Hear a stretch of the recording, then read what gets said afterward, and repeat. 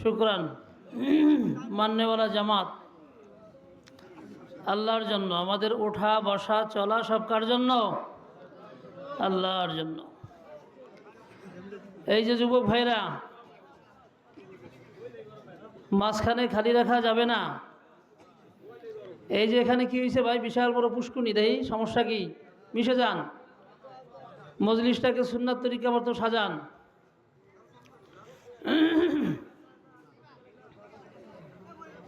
আপনারা যতক্ষণ পর্যন্ত সুন্নাত তরিকায় না বসবেন, আমি কোরআন শরীফ পড়া শুরু করব না। ঠিক আছে না? এক মুরব্বী বলছে ঠিক আছে, তা ঠিক থাক। জি, যেনারা দাঁড়িয়ে আছেন বসে যান।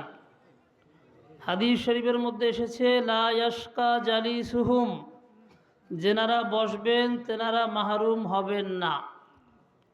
হাদিসে বসতে বলছেন, হাদিসে জিবরিলের মধ্যেও আসছে, জিবরিল আলাইহিস সালাম মানুষের সুরাত ধারণ করে এসেছিলেন, সেদিনও তিনি বসেছিলেন আত্মাহিয়াতুর সুরাত। এই যে যুবক ভাইরা বসে যাই।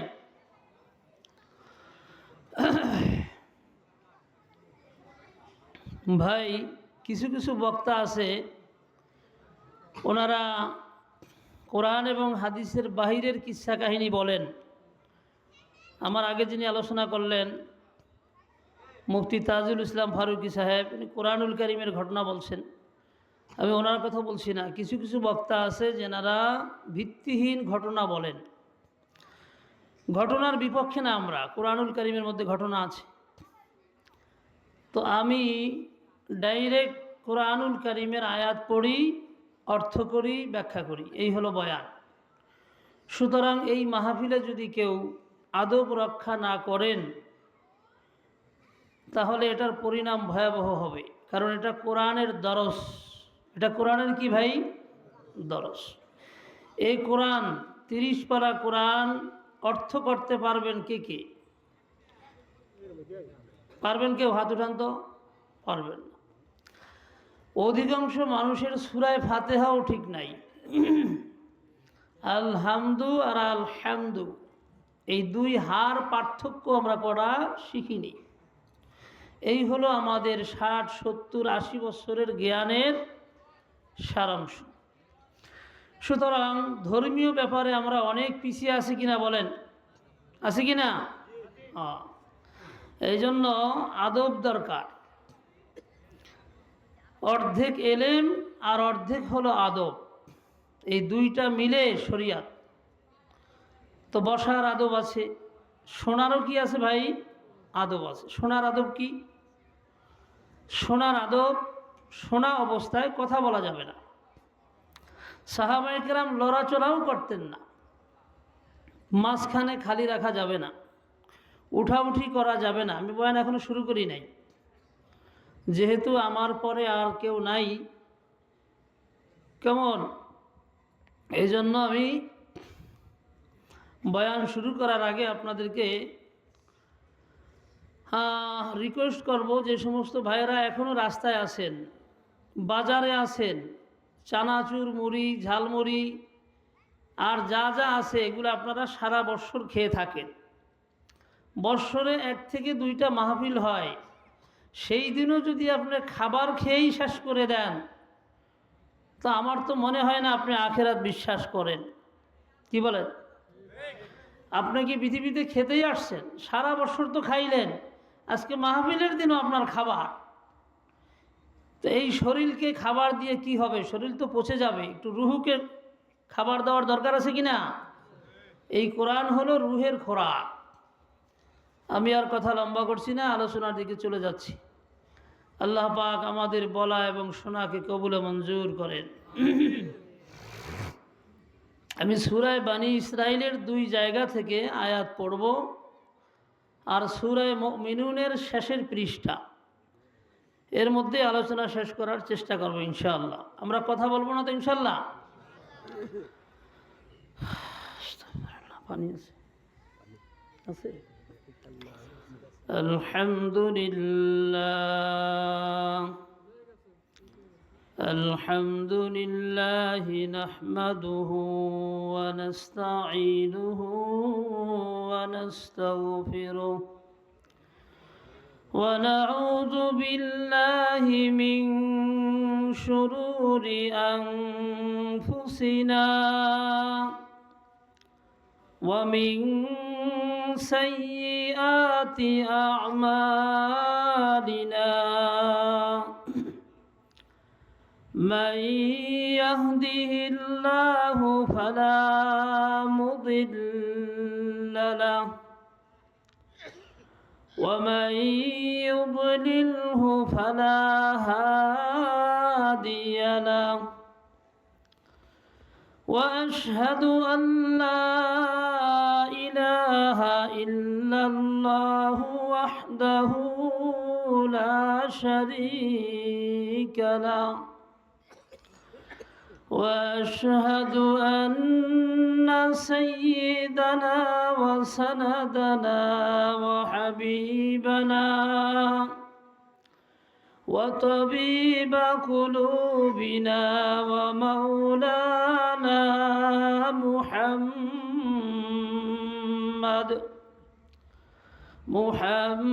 محمدا عبده ورسوله أما بعد فأعوذ بالله من الشيطان الرجيم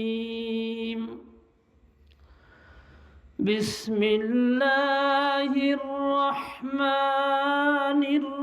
الرحيم من كان يريد العاجلة عجلنا له فيها ما نشاء لمن نريد ثم جعلنا له جهنم يصلاها مذموما مدحورا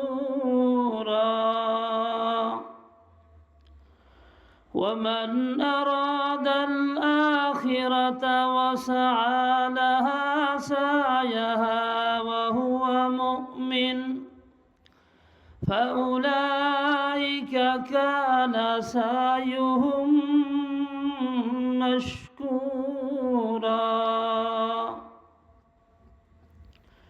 وقال رسول الله صلى الله عليه وسلم القيس من دان نفسه وعمل لما بعد الموت وقال عليه الصلاة والسلام ما أنا والدنيا إلا كراهلة استظل شجرة ثم راح وتركها أو كما قال عليه الصلاة والسلام हर को सेरा बहर कारे साखता मैले उरा दर्द लाशंदखता नमी गुयम की अज दुनिया जुदाबाश बहर कारे के बाशिबा खुदाबाश नमर दस्ता की दुनिया दोस्त दाराद अगर दाराद बराए दोस्त दाराद अल्हम्दुलिल्लाह अल्लाह जल्ला जलालुहु अम्मा नवालुहु मेहरबानी करेছেন दया करेছেন বলেই এই ফিতনার জামানায় গুনাহের জামানায় আখিরি জামানার শেষ দিকে কিয়ামতের পূর্ব মুহূর্তে যেই মুহূর্তে গোটা পৃথিবীর মানুষ জাহান্নামে যাওয়ার জন্য গুনাহের প্রতিযোগিতায় লিপ্ত, যেই মুহূর্তে মোবাইলকে কেন্দ্র করে মানুষের হায়াত পানির মতো ধ্বংস হচ্ছে, মানুষের চরিত্র রাতারাতি ধ্বংস হচ্ছে মানুষের জান মাল এবং বিবেক। ঠিক এই করুণ মুহূর্তে আল্লাহ পাকের কৃপা ছাড়া, আল্লাহ পাকের বিশেষ দয়া ছাড়া গুনাহের পরিবেশ থেকে আলাদা হয়ে কোরআনুল কারীমের সামনে বসা সম্ভব না। এ কথা আল্লামা শেখ সাদি সিরাজি রহমতুল্লাহ আলাই বলেছেন, ইসাআদাত বাজরে বা জুনিস্ত তানা বখশাত খোদায়ে বখশিন্দা। কোরআনুল কারীমের দরসে বসা, কোরআন শ্রবণ করা, কোরআন পড়তে পারা, এটা বাহুবলে, অর্থনীতির বলে, ধন বলে, জনবলে সম্ভব না। একমাত্র আল্লাহ পাকের দয়া আর মেহেরবানি যদি থাকে তাহলেই আমাদের হায়াতের একটা সময় এই কোরআনের দরসে, কোরআনের মাহফিলে কাটতে পারে। সুতরাং আমরা এই মাহফিলে আসিনি, আল্লাহ আমাদেরকে বেছে বেছে নিয়ে এসেছেন। আল্লাহ পাক এমনিতেই আনেন নাই, আল্লাহ আমাদের গুনাহ ক্ষমা করে হেদায়াত দিয়ে জান্নাত দিবেন বলে এনেছেন। এজন্য এই নেয়ামতকে বুঝে শুনে অন্তরের অন্তরস্থল থেকে শুকরিয়ার কালিমা উচ্চারণ করি, আলহামদুলিল্লাহ। আর একটা শুকরিয়া আদায় করতে হবে আমলের মধ্য দিয়ে। আমরা যা কিছু শ্রবণ করব এগুলো আমলের নিয়াইতে শুনব এবং এই কথাগুলো বাড়িতে গিয়ে ফ্যামিলির লোকদেরকে বলবো। পারবো তো ইনশাল্লাহ? রাসূল করিম সাল্লাল্লাহু আলাইহি ওয়াসাল্লাম একদিন বললেন, কে আছো আমি 5টা নসিহা করব, আমার থেকে এই 5টা নসিহাতের কথা শুনে নিজেও আমল করবে এবং অন্যকে বলবে যাতে করে সে আমল করতে পারে। এই হাদিস থেকে বোঝা যায় দিনই আলোচনা শুনতে হয় আমলের নিয়াইতে এবং অন্যের কাছে পৌঁছানোর নিয়াইতে।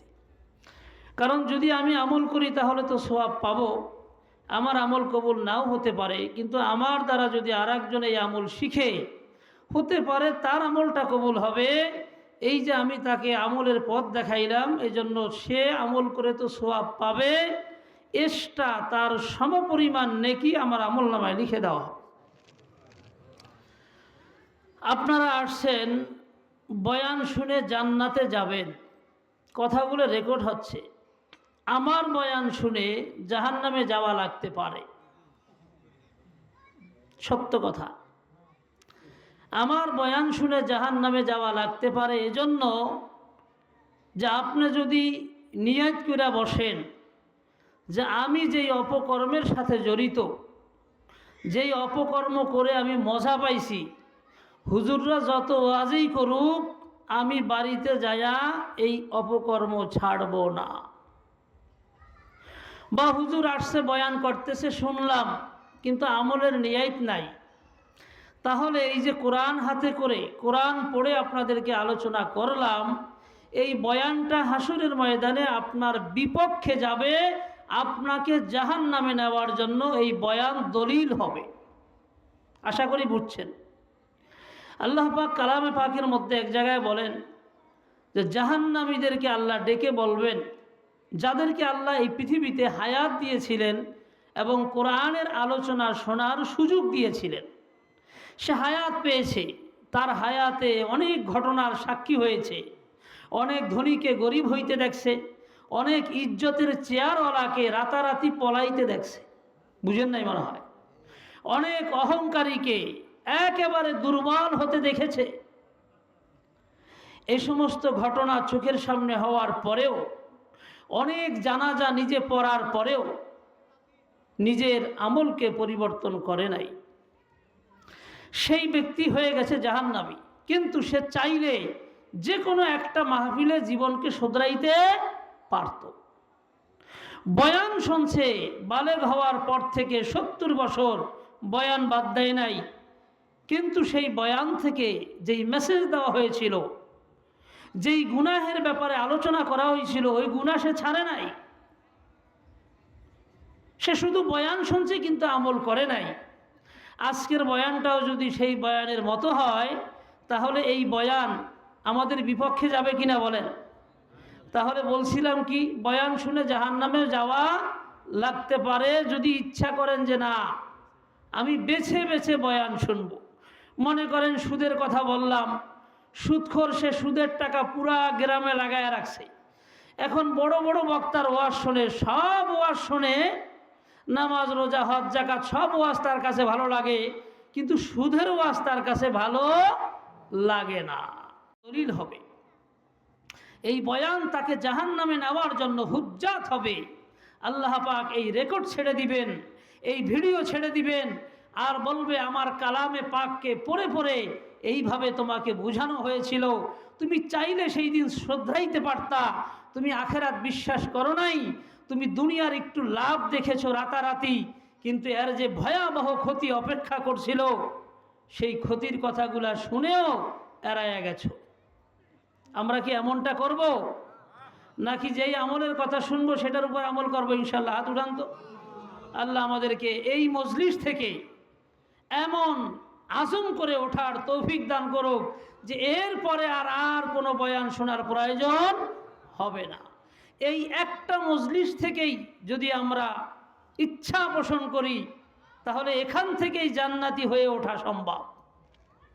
আল্লাহ আমাদের তৌফিক দান করে। আমি সূরা বনী ইসরাইল থেকে 18 নম্বর আয়াত তেলাওয়াত করেছি।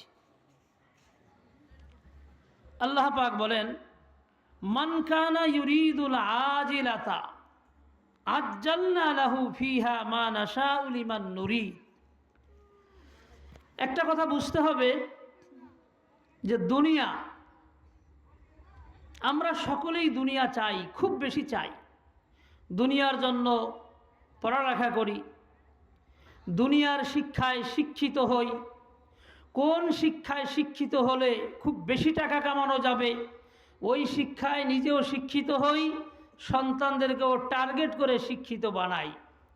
আমাদের শিক্ষা, আমাদের চিন্তা চেতনা, আমাদের মেহনত, আমাদের এরাদা, ইচ্ছা সব কিছু কেমন যেন দুনিয়াকে ঘিরে, ঠিক কিনা বলেন? কিছু কিছু মানুষের চলাফেরা এতই জঘন্য, শুধু মানুষ নয়, ফ্যামিলি, গোটা ফ্যামিলির ভিতরে একজনও নামাজ পড়ে না, কারও মাথার ভিতরে আখেরাত এবং জান্নাত জাহান্নামের চিন্তা নাই। স্বামী বলেন, স্ত্রী বলেন, সন্তান বলেন, সবাই মিলে শুধু টাকা আর টাকা। বুঝেন নাই মনে হয়? গাড়ি করবে, বাড়ি করবে, ব্যবসা বড় করবে, টাকার মালিক হবে।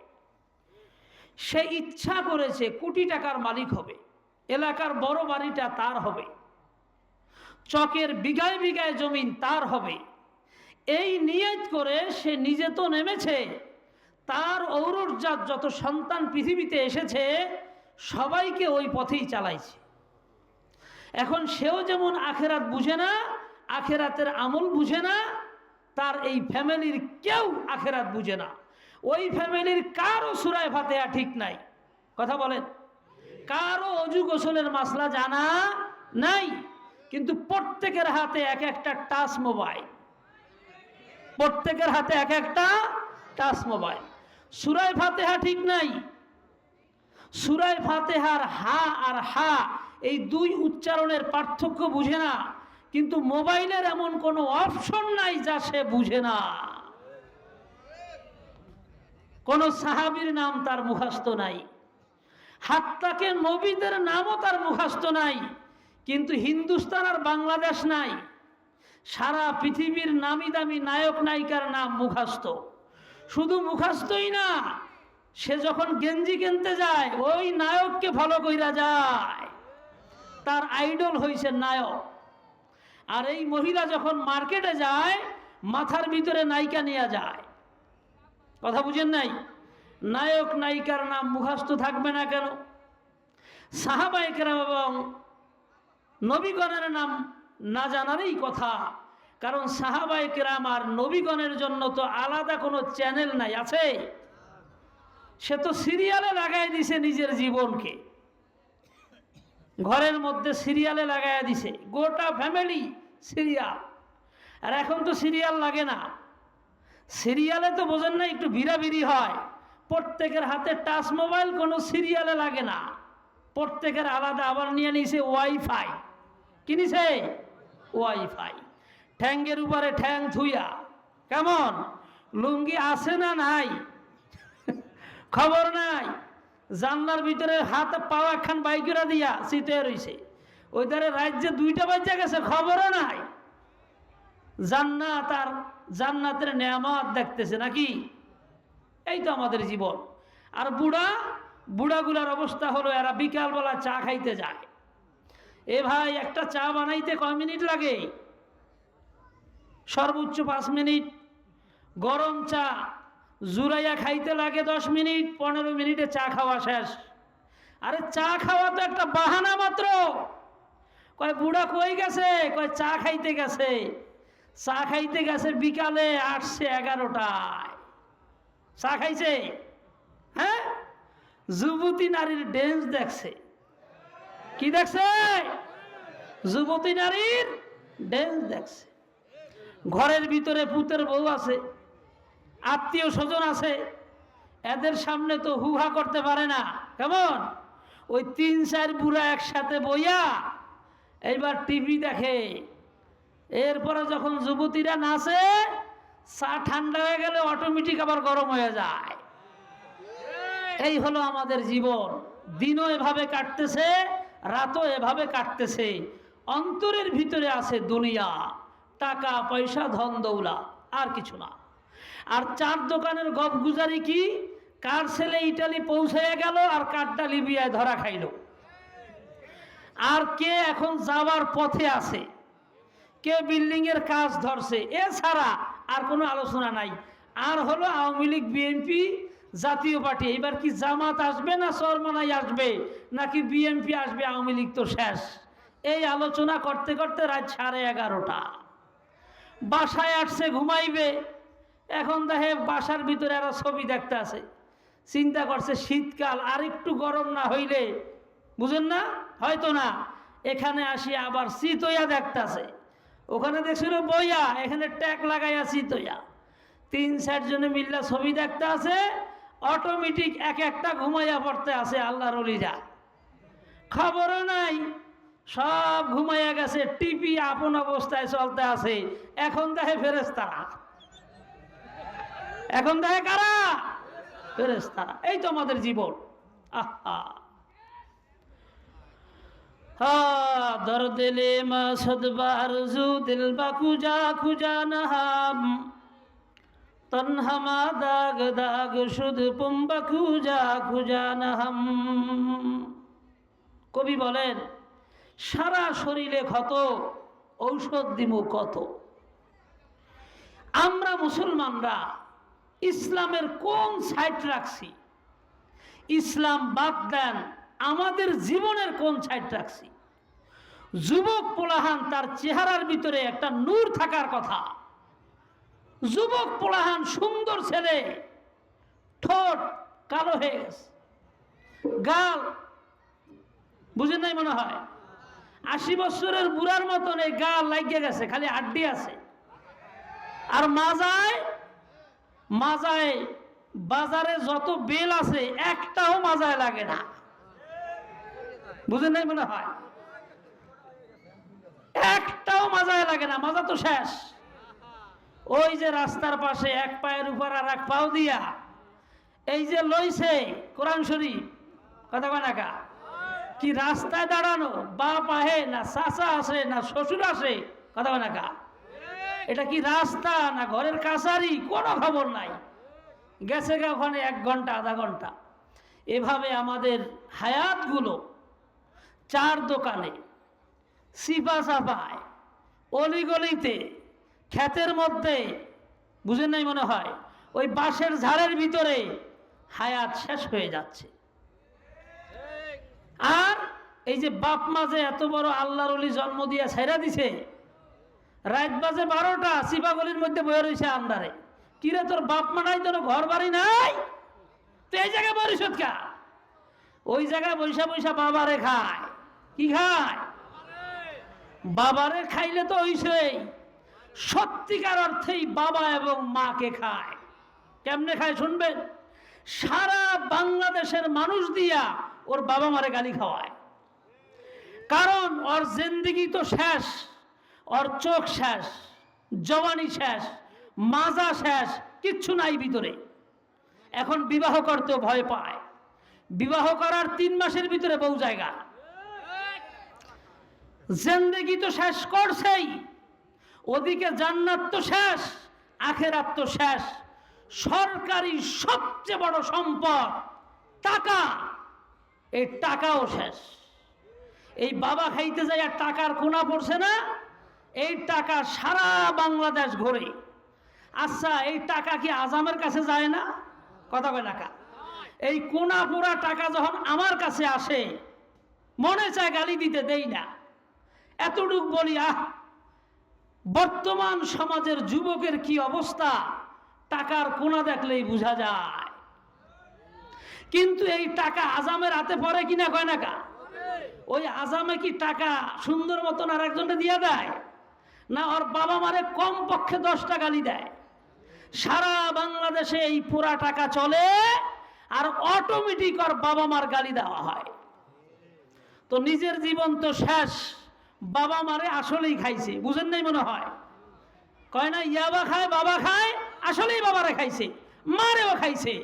এইরকম একটা সন্তান যার ঘরে আছে, তার বাবা মাকে জিজ্ঞেস করবেন। যাদের সন্তান নাই তারা তো কষ্টে আছে, আপনারে যে আল্লাহ সন্তান দিছে, আপনি কেমন আছেন? উনি কয় এই সন্তান না হয়ে একটা কেলা গাছ হইলে ভালো হইতো। ঠিক কিনা কন?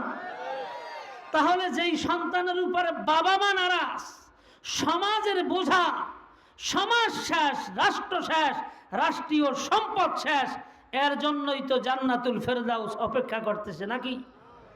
হ্যাঁ না জাহান্নাম অপেক্ষা করতেছে? এই সন্তানগুলা কোথার থেকে জন্ম হয়? আমাজন জঙ্গল থেকে, আফ্রিকান জঙ্গল থেকে। কোথার থেকে? আমাদের ঘর থেকে। মার্কেটে গেলে আমরা হুজুররা ইমান নিয়ে ফিরে আসতে পারি না, কারণ জান্নাতে যেই হুর দিবে সব হুর মার্কেটে নাজিল হয়ে গেছে। এই হুরে গো ঠেলায় গাড়িতে উঠা যায় না, হাঁটাও যায় না। কোন দোকানে যায় ঠিক মতন দোকানদারের সাথে কথা বইলা একটা কাপড় আনবো, এই পরিবেশ থাকে না। চিন্তা করলাম রাত 11টার সময় মনে হয় হুর থাকবে না, যায় দেখি 11টার সময় ডানা কাটা হুর। বুঝেন নাই? খালি কইতাছেন এগুলো আসে কই থেকে? কোথার থেকে আসে? জঙ্গল থেকে। এই রকম ডানা কাটা একটা হুর যার ঘর থেকে বের হবে, তার জন্য হাদিসে সুসংবাদ আছে। কি আছে? আর ওই যে টাকার কোনা পরে মাজায় বেল আটকায় না, সুন্দর ছেলের ঠোঁটটা কালো হয়ে গেছে, এই রকম আব্দুল কাদের জিলানী যার ঘরে জন্ম হয়েছে, তার জন্য সুসংবাদ আছে। আর এই রকম সন্তান যেই ঘরে আছে, তার বাবা মার চোখ দিয়া পানি পড়ে পড়ে বালিশ ভিজে কিনা বলে, ওই সন্তানেরও সুসংবাদ আছে, বাবারও সুসংবাদ আছে, ডানা কাটা পরীরও সুসংবাদ আছে। বলবো সালাসাতুন قد حرم الله عليهم الجنة। 3 ব্যক্তির জন্য আল্লাহ জান্নাত হারাম করে দিয়েছে। নাউজুবিল্লাহ বলেন। কয় ব্যক্তির জন্য জান্নাত হারাম করছেন? 1 নম্বরে ফেরাউন, 2 নম্বরে নমরুদ, 3 নম্বরে কারুন। এই 3 জনের জন্য জান্নাত হারাম। তাহলে তো বাচ্চা গেছিলাম। সালাসাতুন কদ হারামাল্লাহু আলাইহিমুল জান্নাহ। আল্লাহর রাসূল সাল্লাল্লাহু আলাইহি ওয়াসাল্লাম বলেন, 3 ব্যক্তির জন্য জান্নাত হারাম। পর্দার মা বোনেরা ভালো করে শুনে রাখেন, যুবক ভাইয়েরা, বৃদ্ধ বৃদ্ধা মা বোনেরা, বাবা মায়েরা ভালো করে শুনে রাখেন, 3 ব্যক্তির জন্য জান্নাত হারাম। জান্নাত হারাম হইলে জাহান্নাম ওয়াজিব হয়ে যায়। জান্নাত হারাম হইলে জাহান্নাম কি হয়ে যায়? ওয়াজিব হয়ে যায়। 1 নম্বরে মুদমিনুল খামর, 3 বেলা খাবার না খাইলেও চলে, কিন্তু গাঁজা না খাইলে চলে না। এমন সন্তান এক সময় আইয়ামে জাহিলিয়াতে আরবে ছিল, আমাদের সোনার বাংলাদেশে এরকম সন্তান তো নাই। নাই না আছে? হ্যাঁ, আহা, চুরি কইরা বাবার থেকে টাকা নিয়া ইয়াবা খায়। তাও কোথায় বইয়া খায়? হিয়াল যেহেন দিয়ে আড়ে হেনে বইয়া খায়। পাতি হিয়াল রাত্রে যেখানে থাকে না, ওই দেওয়ালের পাশে চিৎকাই ধইয়া বাহা হইয়া হেনে বইয়া খায়। কিসের উপরে খায়? টাকার উপরে। কিসের উপরে? তো আমল নামা তো ফাঁস হয়ে গেছে বেড়া, গোপন করে লাভ হয়েছে কি? তুই যে কোথায় বইয়া বাবা খাইছ তা তো আজকে সারা পৃথিবী জানে, কারণ এই টাকা সারা বাংলাদেশে ঘোরে। এই টাকার কোনা দেখলেই বোঝা যায় বাংলাদেশে কি পরিমাণ আল্লাহর ওলি জন্মগ্রহণ করছে। এগুলা মহাপাপ। এগুলা কি মহাপাপ? এক নম্বরে মুদমিনুল খামার, যেই সন্তান 3 বেলা 4 বেলা খাবার না খাইলেও সমস্যা হয় না, কিন্তু যখন ইয়াবার নেশা তার মধ্যে আসে, গাজার নেশা যখন আসে, বাবার নেশা যখন আসে, আর হুঁশ থাকে না, মোবাইল বন্ধ করিয়া কোথায় কোথায় চলে যায়, রাত 2টা 3টা ভোর রাত্রে আসে। আমি মনে করছিলাম এই নেশায় মনে হয় শুধু যুবকরাই জড়িত। অবাক করা কাণ্ড দিল কিছু ইয়াবাখোর যুবকরা। ইয়াবাখোর যুবকরা আমাকে আইসা বলতেছে, হুজুর, বর্তমান বাংলাদেশে এই পুরুষের তুলনায় নারীরা বেশি নেশাগ্রস্ত। আমি বললাম, তুমি কি শুনাইলা আমাকে? বলে, হ্যাঁ, কলেজ ভার্সিটির এমন কোনো মেয়ে নাই 2-4 জন ছাড়া যারা এই নেশায় জড়িত না। কোটিপতির মেয়েরা এত সুন্দরী, তাকাইলে অবাক হয়ে যাবেন, আদরের দুলালি, নিজের পার্সোনাল গাড়ি আছে। যখন তার ইয়াবার নেশা হয়, সেই কলেজের সুন্দরী সুশ্রী বংশীয়া শিক্ষিতা মেয়েটা এই গাড়ি চালায়া চালায়া ঢাকা শহরে কোন কোন জায়গায় এই ইয়াবা ব্যবসায়ী ছেলেরা বসবাস করে, গাড়িটা নিচে রেখে তাদের কাছে গিয়ে এই ইয়াবার জন্য নিজের ইজ্জতকে পানির মতো বিলীন করে। তাদের হুঁশ থাকে না যখন ইয়াবার নেশা শুরু হয়। সারা ঢাকা অলিগলি এভাবে জড়িত। এক ছেলে 18,000 ইয়াবা নিয়ে ধরা খাইছে, নাম বললাম না, ক্রস ফায়ারের আসামি হয়ে গেছে।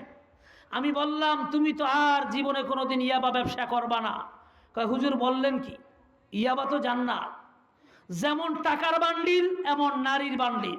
নারী কোথায় পাও? কয়, এমন ভাবে ফোন দেয় কলেজের মেয়েরা, ভাই কলিজা বের হয়ে গেল, ভাই তুই কোথায় আছিস, ভাই জানটা একটু বাঁচা।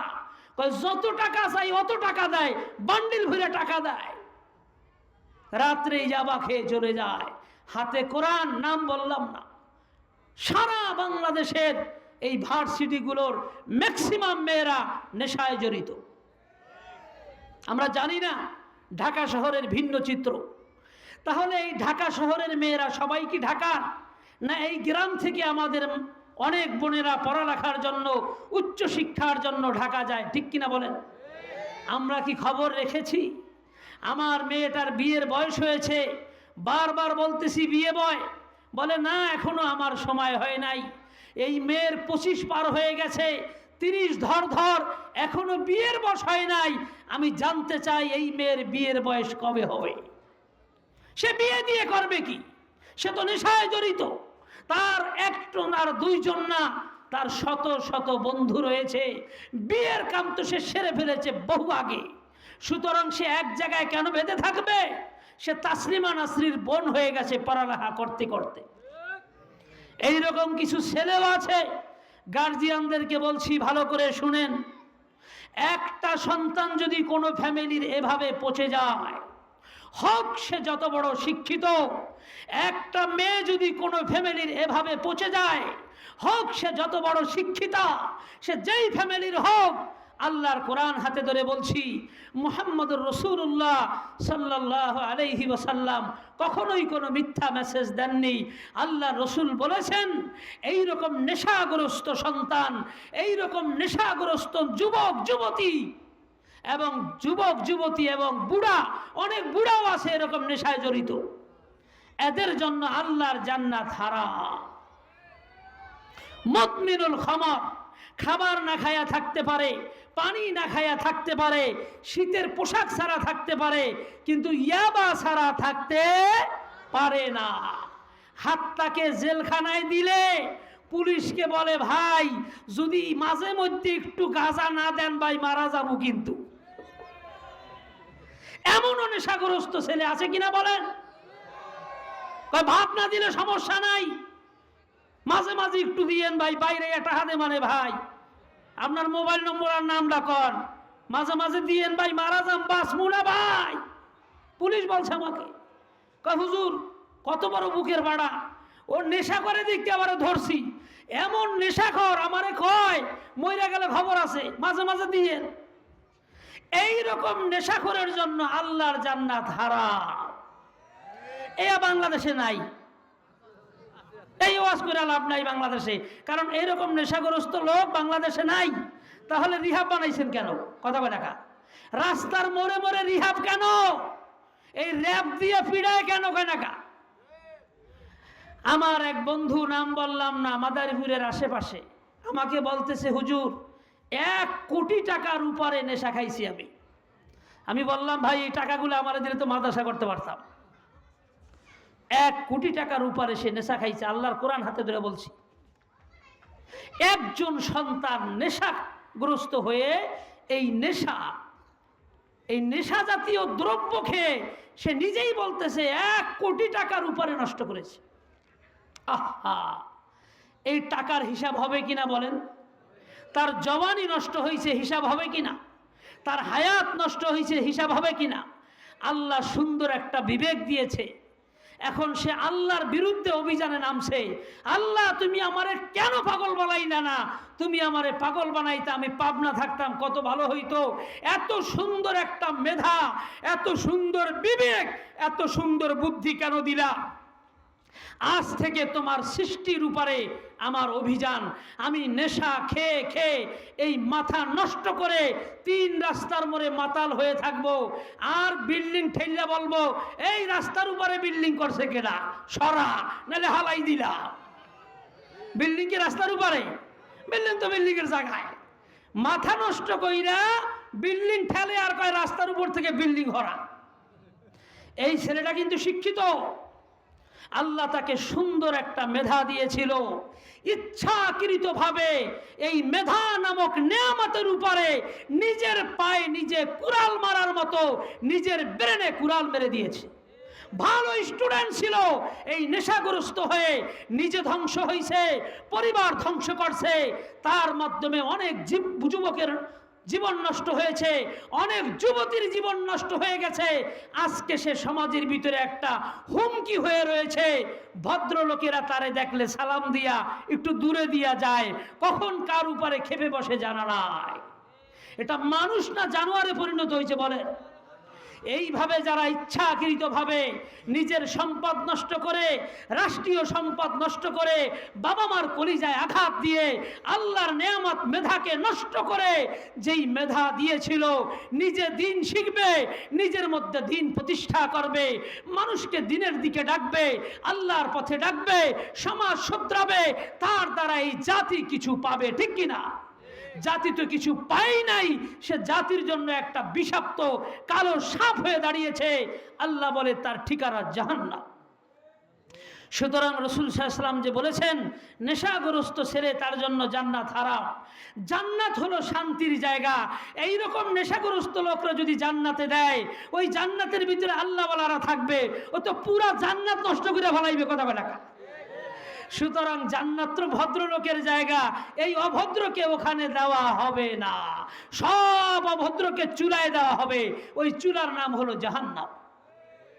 তাহলে রাসূল সাল্লাল্লাহু আলাইহি ওয়াসাল্লামের হাদিস সত্য, আল্লাহর সিদ্ধান্তটা যুক্তিসঙ্গত, ঠিক কিনা? আমরা পাগলরে কোথায় দেই? পাবনায়, কথা বলে না। পাবনায় দেওয়ার পরে কেউ খবর রাখে? আল্লাহ গায়ে নেশাগ্রস্তরে জাহান্নামে ফালাইয়া দিয়া খবরও রাখবো না। ফেরেশতা বানাই দিছে, কানেও হনে না, সোহেও দেয় না। কথা কয় টাকা পিডান যে দেয় একটাও এদিক ওদিক পড়ে না, আল্লাহর হুকুমের বিরোধিতা করে না। ফেরেশতারা দায়িত্ব দিছে পিডা, কয় ঘন্টা পিডাইবে কোনো ঘন্টা মন্টা কয় নাই, পিডাইতেই আছে। বুঝে আসলো? আহা, এক নম্বরে মুদমিনুল খামার, নেশাগ্রস্ত সন্তান, যে নিজের জওয়ানি নষ্ট করেছে, সুন্দর চেহারা নষ্ট করেছে, জিহ্বা নষ্ট করেছে, ঠোঁট নষ্ট করেছে, বাবা মার কলিজাটাকে নষ্ট করেছে, সম্পদ নষ্ট করেছে, রাষ্ট্রীয় সম্পদ নষ্ট করেছে। ওর ঘরে কোনো সন্তান হইলে সেও নেশাগ্রস্ত হবে, ঠিক কিনা? সরে সরে আলী, এক সরে বিয়া করে আর এক সরের হালি।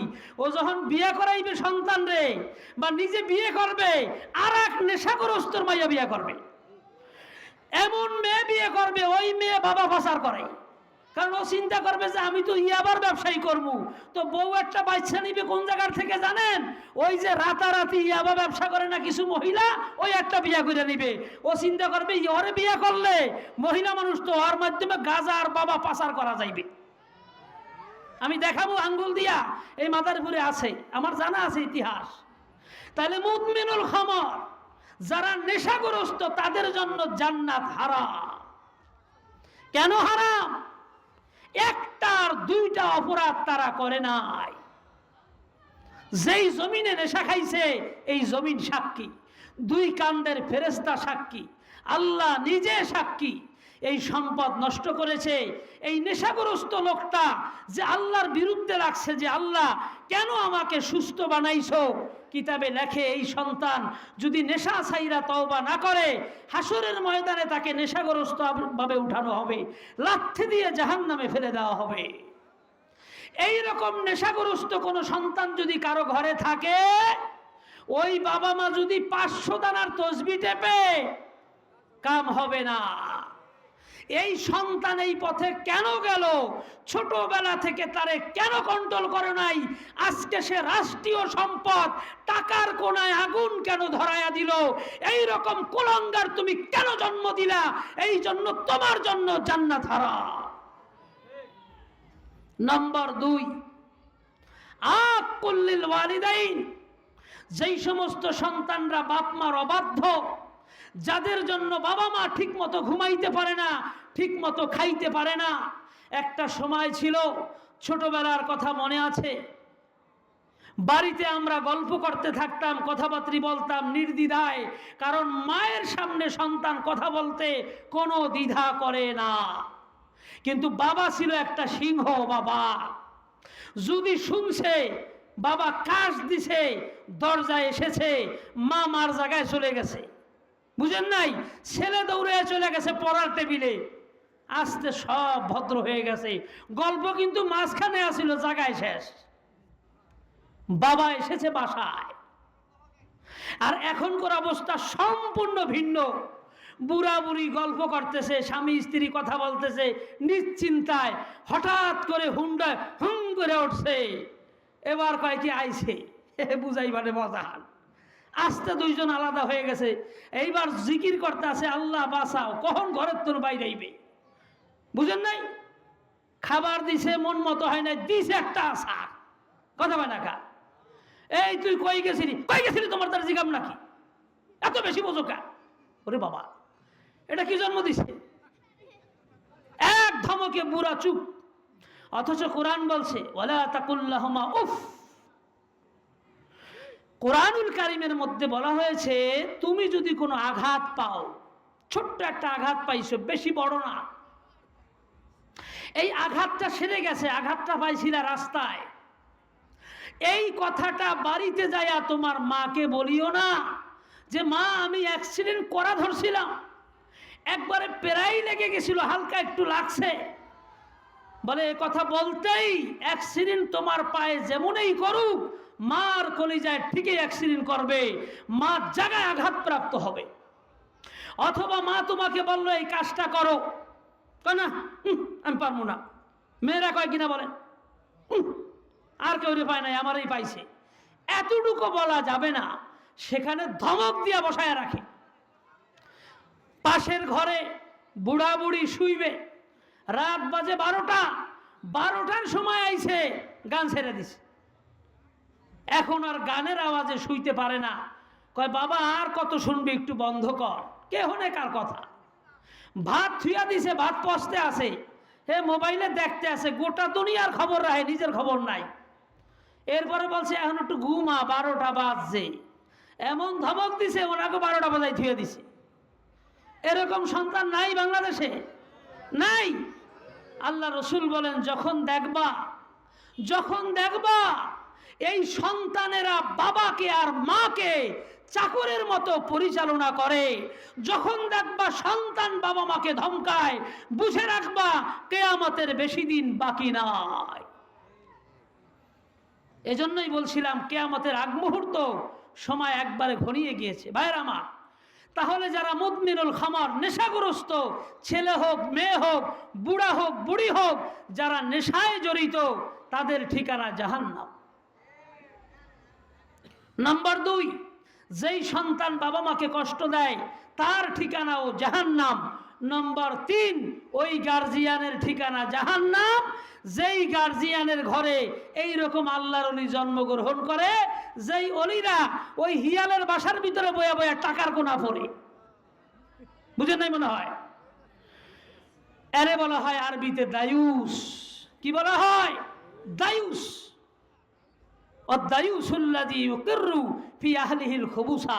দায়ুস বলা হয় ওই গার্জিয়ানকে যার চোখের সামনে দিয়া পুত্রবধূ এমন ভাবে সাজ্জা গুজ্জা মার্কেটে গেল যে পর্দা বলতে তার কিছু নাই। চোখের সামনে দিয়া চলে গেল পুত্রবধূ অথবা নিজের মেয়ে অথবা নাতি, ঘরের ভিতরে গার্জিয়ান তার চোখের সামনে দিয়া গেল, তার দিলের ভিতরে একটু কষ্ট লাগলো না, জিজ্ঞেস করলো না তোর তো বিয়ে হয় নাই, তুই বাসর ঘরের মতন এমনে হাজ্জত কা, আর হাজ্জত এমনে হাজ্জা তুই মার্কেটে যাস কা, তুই কাপড় কিনবি ভালো কথা, এই পালারের মতন হাজ্জা এই যুবকের জীবন নষ্ট করার জন্য অ্যাটম বোম হইয়া কেন ঘর থেকে বের হইছস? আমরা নামাজ পড়ি, মাঝে মাঝে তাহাজ্জুদ পড়ি, কিন্তু মার্কেটে গেলে আমাকে কলিজা হুত্তা কাঁপে, কখন ইমান নিয়ে টান দেয়। আমরাও তো মানুষ, কথা কয় না কা? কয় হুজুর নিচের দিকে তাকাইয়া হাঁটতে পারেন না? ভাই নিচের দিকে তাকাইয়া হাঁটলে তো ডাইরেক্ট কুতা খাবো, কথা কয়। কয় তাহলে উপরের দিকে তাকাইবেন, উপরের দিকে তাকাই দেখি ছাদে সব খুললা বইয়া রয়েছে। যাবো কোথায়? কোথায় যাবো? আছে কোনো জায়গা?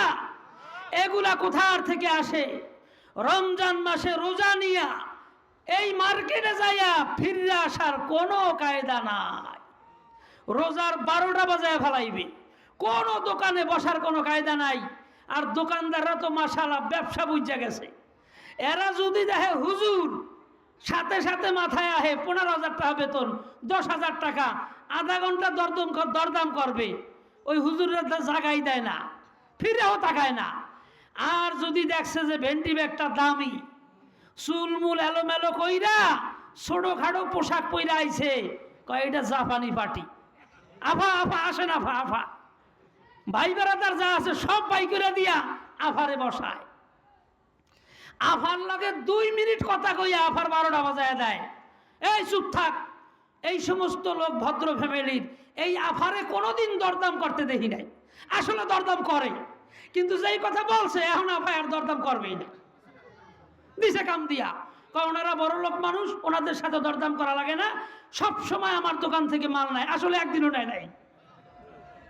কয় ঠিক না আফা? না ভাই কি কইব? কয় হ্যাঁ ভাই ঠিক। এবার 5 টাকার মাল 5,000, 500 যা পারে হাতায় রাইখা দেয়। অথচ এই টাকাটা কামাই করতে বিদেশের মাটিতে এই স্বামীর বা এই ছেলের মাথার ঘাম পা দিয়ে গেছে, রাস্তায় শুয়ে পড়ছে, আর সেই টাকা অকাতরে নারীরা মার্কেটে যা বিক্রি করে দিচ্ছে, কোনো হিসাব নাই। 2টা 3টা টাচ মোবাইল, কয়দিন পর পর মোবাইল চেঞ্জ করে, পাশে একটা মাদ্রাসা, সেই মাদ্রাসায় সন্তানরা খাবার পায় না। কোরআন শিখানোর জন্য একজন হুজুর রাখছে 500 টাকা 1000 টাকা বেতন, মাসের পর মাস বাকি। এদিক দিয়ে ঘরের আসবাব চেঞ্জ করে, এদিক দিয়ে মোবাইলের গেটআপ চেঞ্জ করে, ঠিক কিনা বলেন? বুঝা গেল আখিরাত বিশ্বাস করে না। এই ফ্যামিলির টার্গেট হলো দুনিয়া। এই ফ্যামিলির গার্জিয়ান, তার চোখের সামনে সবাই দাইসের মতো চলাফেরা করে, তার কলিজার ভিতরে কোনো আঘাত লাগে না। এই ফ্যামিলির কেউ নামাজ পড়ে না, ঘরের ভিতরে অল টাইম টিভি চলে, গান বাজে, একজন এক মেয়ে ছেলের সাথে সম্পর্ক, এগুলা সব গার্জিয়ান জানে।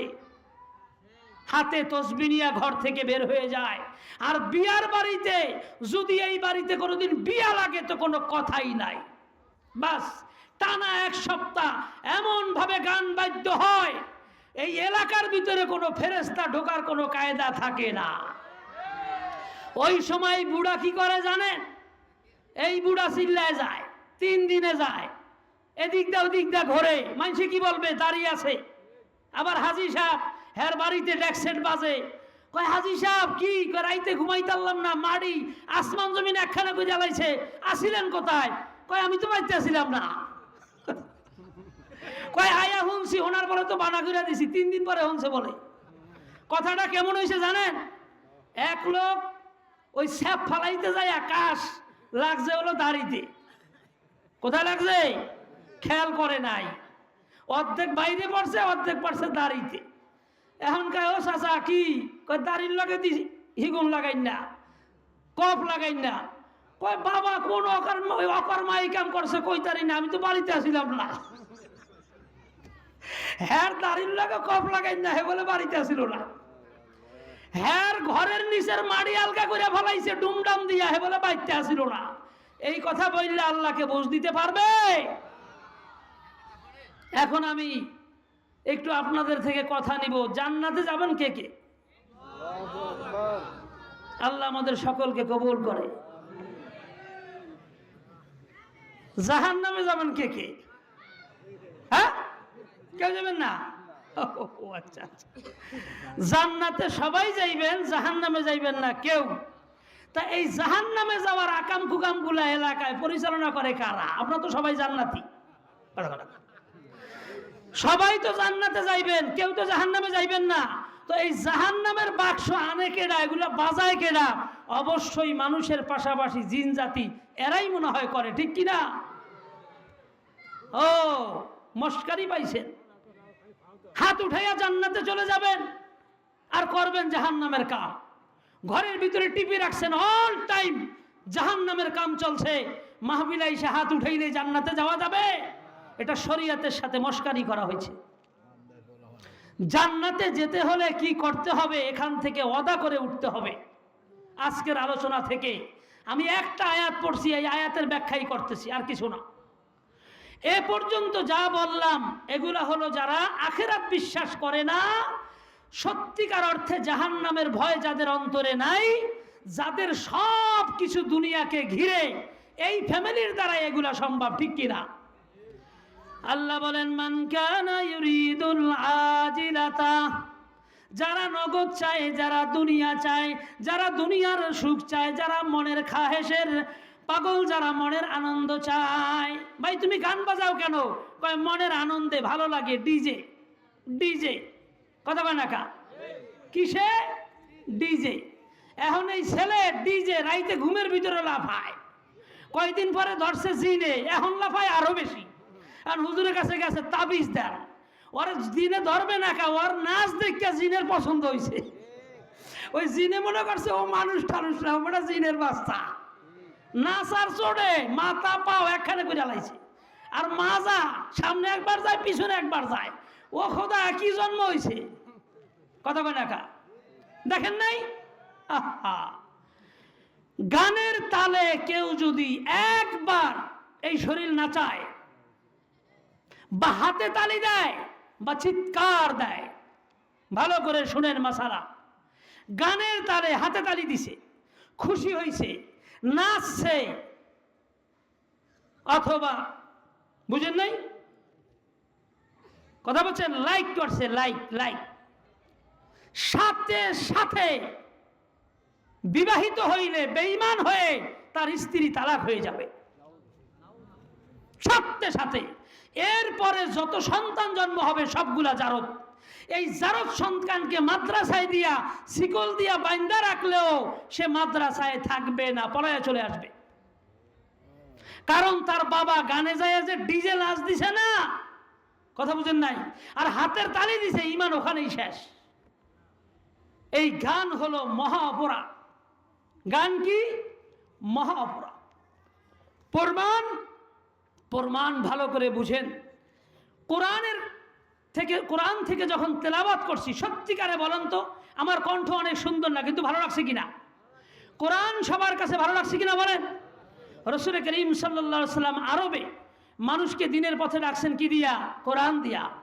এই কোরআনের আওয়াজকে নিস্তব্ধ করার জন্য ইবলিস শয়তান কাফের মুশরিককে গান শিখাইয়া দিছে যে মুহাম্মদ সাল্লাল্লাহু আলাইহি ওয়াসাল্লাম সে যে কোরআন দিয়া মানুষকে পাগল করতেছে, কোরআনের জাদু আছে, আল্লাহ প্রদত্ত জাদুতে ভরা, কুদরতি জাদু, বুঝেন নাই মনে হয়।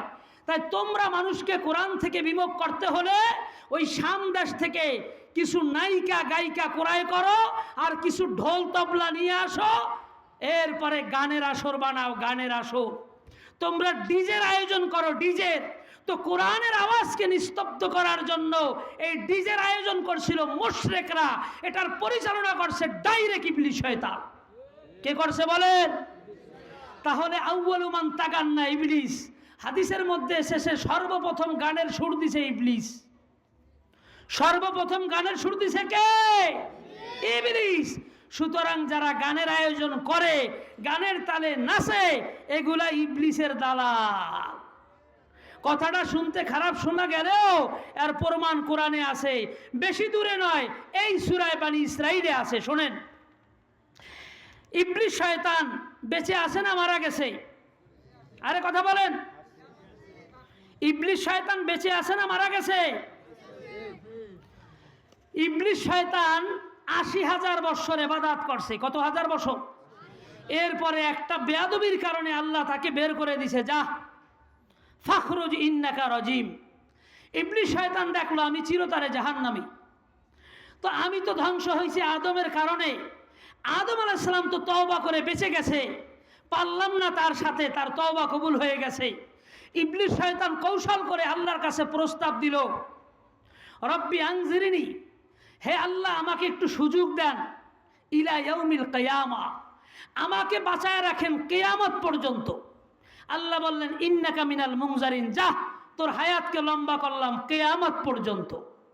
এখন বলবেন আল্লাহ যদি ইবলিসরে মাইরে আলাইতো তাহলে এই দেশে আর গান হইতো না, খালি ওয়াজই হইতো। আরে বেটা, এই ছবির ভিতরে নায়ক নায়িকা যদি মইরা যায় ছবি তো থাকবে না, কথা বলা। তো আশেপাশের মানুষ মইরা ভূত হয়ে যায়, কিন্তু নায়ক নায়িকা ছবির শেষ পর্যন্ত থাকে। আল্লাহ যদি ইবলিস মাইরা ফেলায় তো মানুষের পরীক্ষার তো কিছুই রইল না। তো এই মানুষকে আল্লাহ পরীক্ষা করবে। রাস্তা দুইটা, জান্নাতের রাস্তা, জাহান্নামের রাস্তা। সুর দুইটা, একটা গানের সুর, একটা কোরআনের সুর, কয় নাকা। এখন আল্লাহ বিবেক দিছে, বইরা দিছে, কোরআনের পাশে আসবি সোজা জান্নাত, গানে যাবি সোজা জাহান্নাম, কি করবি তোর ব্যাপার। কিয়ামত পর্যন্ত মানুষের সামনে রাস্তা দুইটা খোলা। আজান হয়ে গেছে, একজন ঘর থেকে মসজিদে যায়, আর একজন মসজিদের সামনে থেকে ঘরে যায়, কারো পাও আল্লাহ আটকায় না। একজনে দুধ বেচা মদ খায়, আর একজনে মদ বেচা দুধ খায়, কারো গলায় কোনোটাই বাজে না। বাজে? পরীক্ষা। পরীক্ষার হলে একজনে ভালো লাগবে, আর একজনে খারাপ লাগবে, আর একজনে ফুল লাগবে, আর একজনে বলবে স্যার এমন প্রশ্ন করছেন আপনার মাথায় কিছু নাই, কথা বলা। যার যা লেখার লাগবে, এটা পরীক্ষার হল। এখানে কেউ গান গাইবে, কেউ কোরআন পড়বে, কেউ মদ খাইবে, কেউ ইয়াবা খাইবে। আল্লাহর ফেরেশতা শুধু দেখবে আর লাগবে। পিড়াপিড়ি এখানে চলবে না, পিড়াপিড়ি চলবে কবরে, কয়টা টাকা। হিসাব হবে হাসরে। হাসরের ময়দানে দুনিয়ায় কি কি করেছেন এই আমলনামা সব ফাঁস করা হবে, সেখানে কোনো কিছুই অস্পষ্ট থাকবে না। এই জন্য ইবলিস শয়তানকে হায়াত দিছে কিয়ামত পর্যন্ত। কারণ কিয়ামতের একদিন আগে যার জন্ম হবে তাকেও আল্লাহ পরীক্ষা করবে, ঠিক কিনা? এখন যদি নফসের খোরাক না থাকে পরীক্ষা হবে? হবে? কথা বুঝেন নাই মনে হয়। সুতরাং শয়তান মরবে না, নবীরা মইরা শেষ, একজন নবীও বেঁচে নাই। একজন নবী বেঁচে আছেন আসমানে, ঈসা আলাইহিস সালাম। উনি এই পৃথিবীতে আসবেন, নতুন কোনো শরীয়ত নিয়ে আসবেন না। উনি আসবেন ওনার প্রয়োজনের সময়, ওনার যখন মৌতের সময় কাছাইবে তখন তিনি আসবেন। ওই সময় পৃথিবীতে এসে এই নবী মুহাম্মদুর রাসূলুল্লাহ সাল্লাল্লাহু আলাইহি ওয়াসাল্লামের এই শরীয়তের বাস্তবায়ন করবেন, নতুন করে কোনো মাসলাও বলবেন না। এরপরে ওনার ইন্তেকাল হবে, রাসূল সাল্লাল্লাহু আলাইহি ওয়াসাল্লামের পাশেই ওনার কবর হবে। বুঝে আসলো? ইবলিস শয়তানকে আল্লাহ হায়াত দিল। এবার ইবলিস শয়তান কয়, আল্লাহ হায়াত তো দিছেন, ভালো কথা, হায়াত দিয়ে কর্ম কি? নবীরে কোরআন দিছেন, সে কোরআন দিয়ে মানুষকে জান্নাতে নেয়, তো আমারেও কিছু একটা দেন। কথা ঢাকা, আমি যে মানুষকে গোমরা করবো, হায়াত দিছেন, কিন্তু গোমরা করার কিন্তু চিজ আসবাব দিবেন না, কিছু একটা তো দিতে হবে। আমি মানুষকে যে জাহান্নামে নেমু, আমারে কিছু একটা দেন। আল্লাহ কয়, তোরে দিলাম। দিছে আল্লাহ কোরআন। আল্লাহ বলেন, আস্তাফজিজ মান ইসতাতা মিনহুম বিসাউতিক। যারা সৌদি ছিলেন তারাও বুঝবেন, সৌতুন মানে আওয়াজ। বলেন সৌতুন মানে কি? আওয়াজ। আমি কোরআনের অর্থ করছি, ওয়াস্তাফজিজ মান ইসতাতা মিনহুম বিসাউতিক। আল্লাহ বললে, হে নবী আপনি কোরআন পড়েন, আর শয়তানকে বলছে তোরে গান দিলাম, গান। নবী কোরআনে সুর দেন, কোরআনকে সুন্দরভাবে পড়েন। আপনি কোরআনের মাধ্যমে মানুষকে ডাকেন। রাসূল সাল্লাল্লাহু আলাইহি ওয়াসাল্লামের এই কোরআনের মাধ্যমে যেই ওমর রাদিয়াল্লাহু আনহু আল্লাহ রাসূলের কল্যাণ থেকে ছিলেন, উনি কোরআন শ্রবণ করার পরে মুহাম্মদুর রাসূলুল্লাহ সাল্লাল্লাহু আলাইহি ওয়াসাল্লামের সামনে চিরদিনের জন্য নিজের গর্দান দিয়া দিয়েছেন, ঠিক কিনা? তো নবীকে দিছে কোরআন, আর ইবলিসকে দিছে কি? গান, গান, গান। অনেক বয়াতিরা কয় হাদিস কোরআনে গানের কথা ভরা। রাত 3টার সময় কয় মৌলবীরা কোথায়? তো মৌলবীরা ঘুমাই দিছে। ওই 3টার সময় বয়াতি হলো মহিলা, ওটা যাইব কেডা? সকালবেলা কিছু বিয়াক্কল আছে না, এরা চার দোকানে বইয়া কয় হুজুররা কি জানে গান নাই, গান নাই। বয়াতিরা ডাহে নাই রাত 3টার সময়, কোন হুজুরের দিকে গেল না। এ হাম্মক, 3টার সময় একটা মহিলার কাছে বহস করার জন্য হুজুররা যাইবে? তো বয়াতি বইলা গেছে গান আছে, আমিও কইয়া গেলাম গান কোরআনে আছে, কিন্তু এই গান আল্লাহ পরীক্ষা স্বরূপ ইবলিস শয়তানরে দিছে। আল্লাহ বলছেন, ওয়াস্তাফজিজ মান ইসতাতা মিনহুম বিসাউতিক। এই ইবলিস তোরে একটা আওয়াজ দিলাম, তার নাম হলো গান। এই গান দিয়া দিয়া যুবক আর যুবতীর মধ্য থেকে যারে যারে মন চায় তোর দলে নিয়ে যা, তোর ভক্ত বানায়া ফেলা। তুই যারে যারে গান দিয়া তোর পক্ষে নিতে পারস নে। ওয়াস্তাফজিজ মানে হলো পিছলাইয়া দেওয়া। মানুষ সঠিক পথে আছে, কোরআনের পথে আছে, জান্নাতের পথে আছে। একটা ছেলে ভদ্র, একটা মেয়ে ভদ্র, হঠাৎ করে সে গানের নেশায় নেশাগ্রস্ত হয়ে গেছে, অটোমেটিক গান শুনতে শুনতে অভদ্র হয়ে গেছে। গান শোনার পরে কিছুদিন পরেই ছেলেরা অভদ্র হয়ে যায়। কেন? আমার নবী বলেছেন, আল গেনা রুকিয়াতুজ জিনা। গান হলো জেনার তুরি। কথা বলেন, গান হলো জেনার তুরি। গানের দ্বারা রূহ মরে যায়, নফস তাজা হয়। এই জন্য যেই বাড়িতে ডিজে গান চলে, ওই বাড়ির যুবক যুবতী এই গান শুনতে শুনতে 12টা 1টায় জেনায় লিপ্ত হয়। কেন জেনায় লিপ্ত হয়? মুহাম্মদুর রাসূলুল্লাহর হাদিস সত্য, আল গিনা রুকিয়াতুজ জিনা। যেখানেই গান সেখানেই জেনা। পশ্চিমারা ডিজে গান গায়, 1 ঘন্টা পরে সবাই মিলে একসাথে উলঙ্গ হয়ে জেনায় লিপ্ত হয়। এই বাংলাদেশে যেই বাড়িতে টানা 3 দিন গান বাজে বিয়ের নামে, ওই জায়গায় চরিত্র হরণ হয়। 2-4টা জেনা রাতের আধারে সেখানেও হয়। এই সমস্ত গুনাহের পাপ ওই বাড়ির বুড়া আর বুড়ির আমল নামায় লেখা হবে। যারা এই বিয়ের আয়োজনের ভিতরে ডেকসেট এনেছে তাদের আমল নামায় সমস্ত গুনাহ লেখা হবে। তারা কোরআন হাদিসের ভাষায় দায়ুস হবে। এই রকম দায়ুস এই লোকটা আখিরাত বিশ্বাস করলে পুরা এলাকার মানুষের ঘুম এইভাবে নাফরমানি দিয়ে হারাম করতে পারতো না। আল্লাহর রাসূল বলেছে ও দায়ুস, ওর জন্য জান্নাত হারাম। ইবলিসকে বলছে তোরে একটা মাধ্যম দিলাম, তুই গান দিয়া তোর পক্ষে যারে যারে নিতে পারিস নে, তবে জেনে রাখিস তোর সাথে যারা একমত পোষণ করবে, যারা গানের নেশায় নেশাগ্রস্ত হবে, এরা হাসরের ময়দানে তোর সাথে উঠবে। তোর ঠিকানা যেখানে, এদের ঠিকানা সেখানেই হবে। আর যারা কোরআনের আওয়াজ শুনে, মাহফিলের কথা শুনে, যেখানেই কোরআনের আওয়াজ সেখানেই উপস্থিত, যুবক উপস্থিত, বুড়া হাতে লাঠি নিয়ে মাহফিলের ময়দানে যায়, কোরআনের দরসে বসে সাধারণ চাটাইয়ে বসে থাকে, রাত্র না দিন হুঁশ নাই। আল্লাহর মুহাব্বতে, কোরআনের মুহাব্বতে, রাসূলুল্লাহর প্রেমে তারা রাত 12টা 1টা পর্যন্ত, 11টা পর্যন্ত চাতক পাখির মতো বসে থাকে। আল্লাহ বলে এরা যখন মাহফিল শেষ হবে ফেরেশতা দিয়া গুনাহ মাপের ঘোষণা করাইয়া এদের জন্য জান্নাতের ফয়সালা করা হবে। সুবহানাল্লাহ। তাহলে রাস্তা দুইটা, কোরআন গান। কোরআন দিছে নবীকে, গান দিছে শয়তানকে। ভাইরা আমার, এরপরে বলছে বিসৌতিক, সৌতুন মানে আওয়াজ।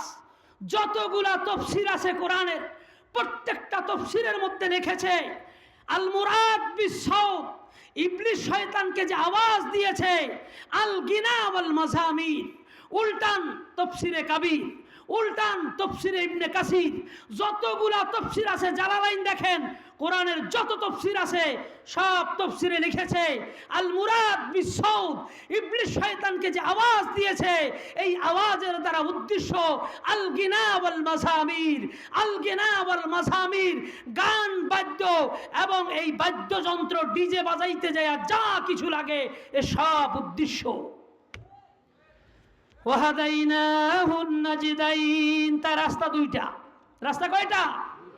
সারা বছর গান বাজায়, ঘরের ভিতরে টিভি চালায়, আর যেই দিন বিয়ে বাজায়, বিয়ে আসে, ওই দিন পুরা এলাকার ঘুম হারাম। এই বাড়ির কারো সূরা ফাতিহার ঠিক নাই, এদের কারো পোশাকের ঠিক নাই, প্রত্যেকের অন্তরের ভিতরে টাকা আর টাকা। যদি এই ফ্যামিলির 3 ছেলে বিদেশ চলে যায় আর জান্নাত লাগবে না। কেডা তাদেরকে পায় বুঝেন? কয় আমার 3 ভাই ইটালি থাকে, এই দেশে আপনারা থাকতে পারবেন না। 3 ভাই ইটালি থাকে তো কি হয়েছে? তো ওই 3 ভাই কি শরিয়াত জানে? কথা বলেন।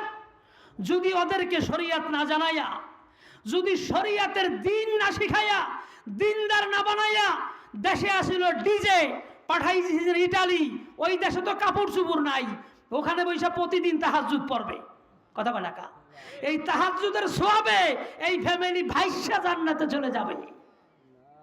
এখানেই ছিল ডিজে, ওখানে যাওয়ার পরে কি হয়েছে আল্লাহই জানে।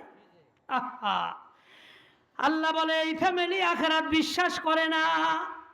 এমন ফ্যামিলি নাই, নাই।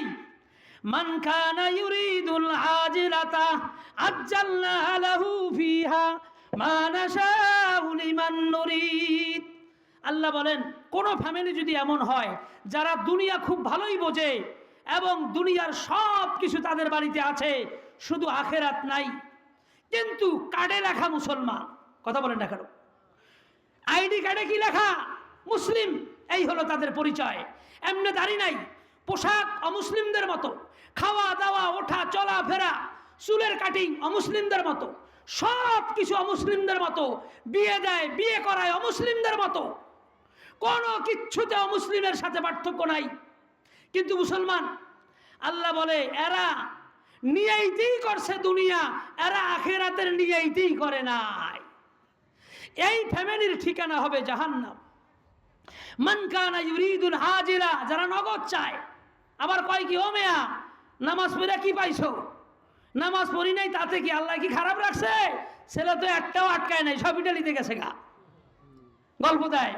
অথচ সুদের টাকা দিয়া পাঠাইছে। কোন টাকা দিয়া? ইজা রাআইতাল্লাহ ইউতিল আবদা। মিনাদ দুনিয়া ওয়া হুয়া মুকিমুন আলা মাআসি। যদি কাউরে দেখো সুদি কারবার করে, জুলুম করে, গুনাহ করে, নামাজ পড়ে না, গান গায়, ফ্যামিলির ভিতরে শুধু গুনাহ আর গুনাহ, হালালের কিছু নাই, কিন্তু দুনিয়ায় খুব ভালো আছে, ছেলে আটকায় না, ইটালি চলে গেছে, টাকা পয়সা ধন দৌলত সবই ঠিক আছে, আল্লাহ রসুল বলেন চার দোকানে বসে গল্প দাও, কপাল খুলে গেছে। আরে আহাম্মক, এই হারাম টাকার আধিক্য এর দ্বারা যদি কপাল খোলে তো কারুনের তো কপাল খুলে যাওয়ার কথা ছিল না? সে তো পৃথিবীর শ্রেষ্ঠ ধনী ছিল। আল্লাহ রসুল বলেন কোন নাফরমানকে যদি দেখো নামাজ পড়ে না, সুদ খায়, গুনাহ করে, তারপর আল্লাহ টাকা পয়সা ধন দৌলত দিছে, তারা সুস্থ। জালিকা ইস্তিদরাজুন, যা পাওয়ার দুনিয়ায় দিয়ে দিয়েছে, এদের জন্য জাহান্নামে আগুন অপেক্ষা করতেছে। মান কানা ইউরিদুদ দুনিয়া ওয়া যিনাতাহা নুওয়াফি ইলাইহিম আমালাহুম।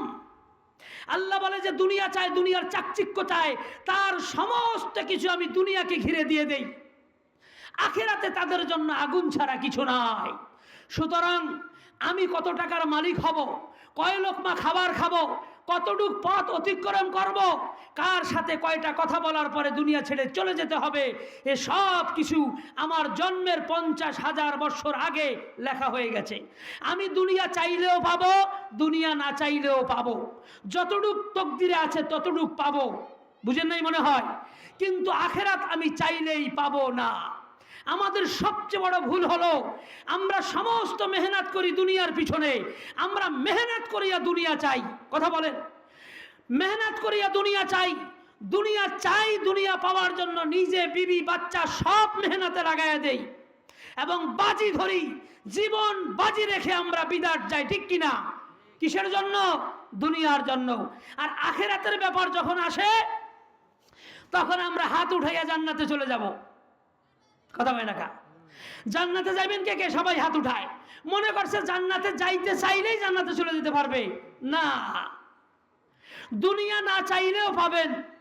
এই এলাকার ভিতরে কেউ যদি 10 কোটি টাকার মালিক হয়, এর ঘরে যদি একটা সন্তান জন্মগ্রহণ করে, জন্মের সাথে সাথে সে লাখপতি হবে কিনা? কথা বলেন না কেন? অর্ধ কোটি টাকার মালিক হবে কিনা? তো জন্মের সাথে সাথে সে অর্ধ কোটি টাকার মালিক হয়ে গেছে অথবা কোটিপতি হয়ে গেছে। ভারতের মুকেশ আম্বানির ঘরে যদি সন্তান জন্মগ্রহণ করে, এই মুহূর্তে ওই সন্তান কয়েক হাজার কোটি টাকার মালিক হয়ে জন্মগ্রহণ করবে, যা আপনি সারা জীবন কামাই করেও পাইবেন না।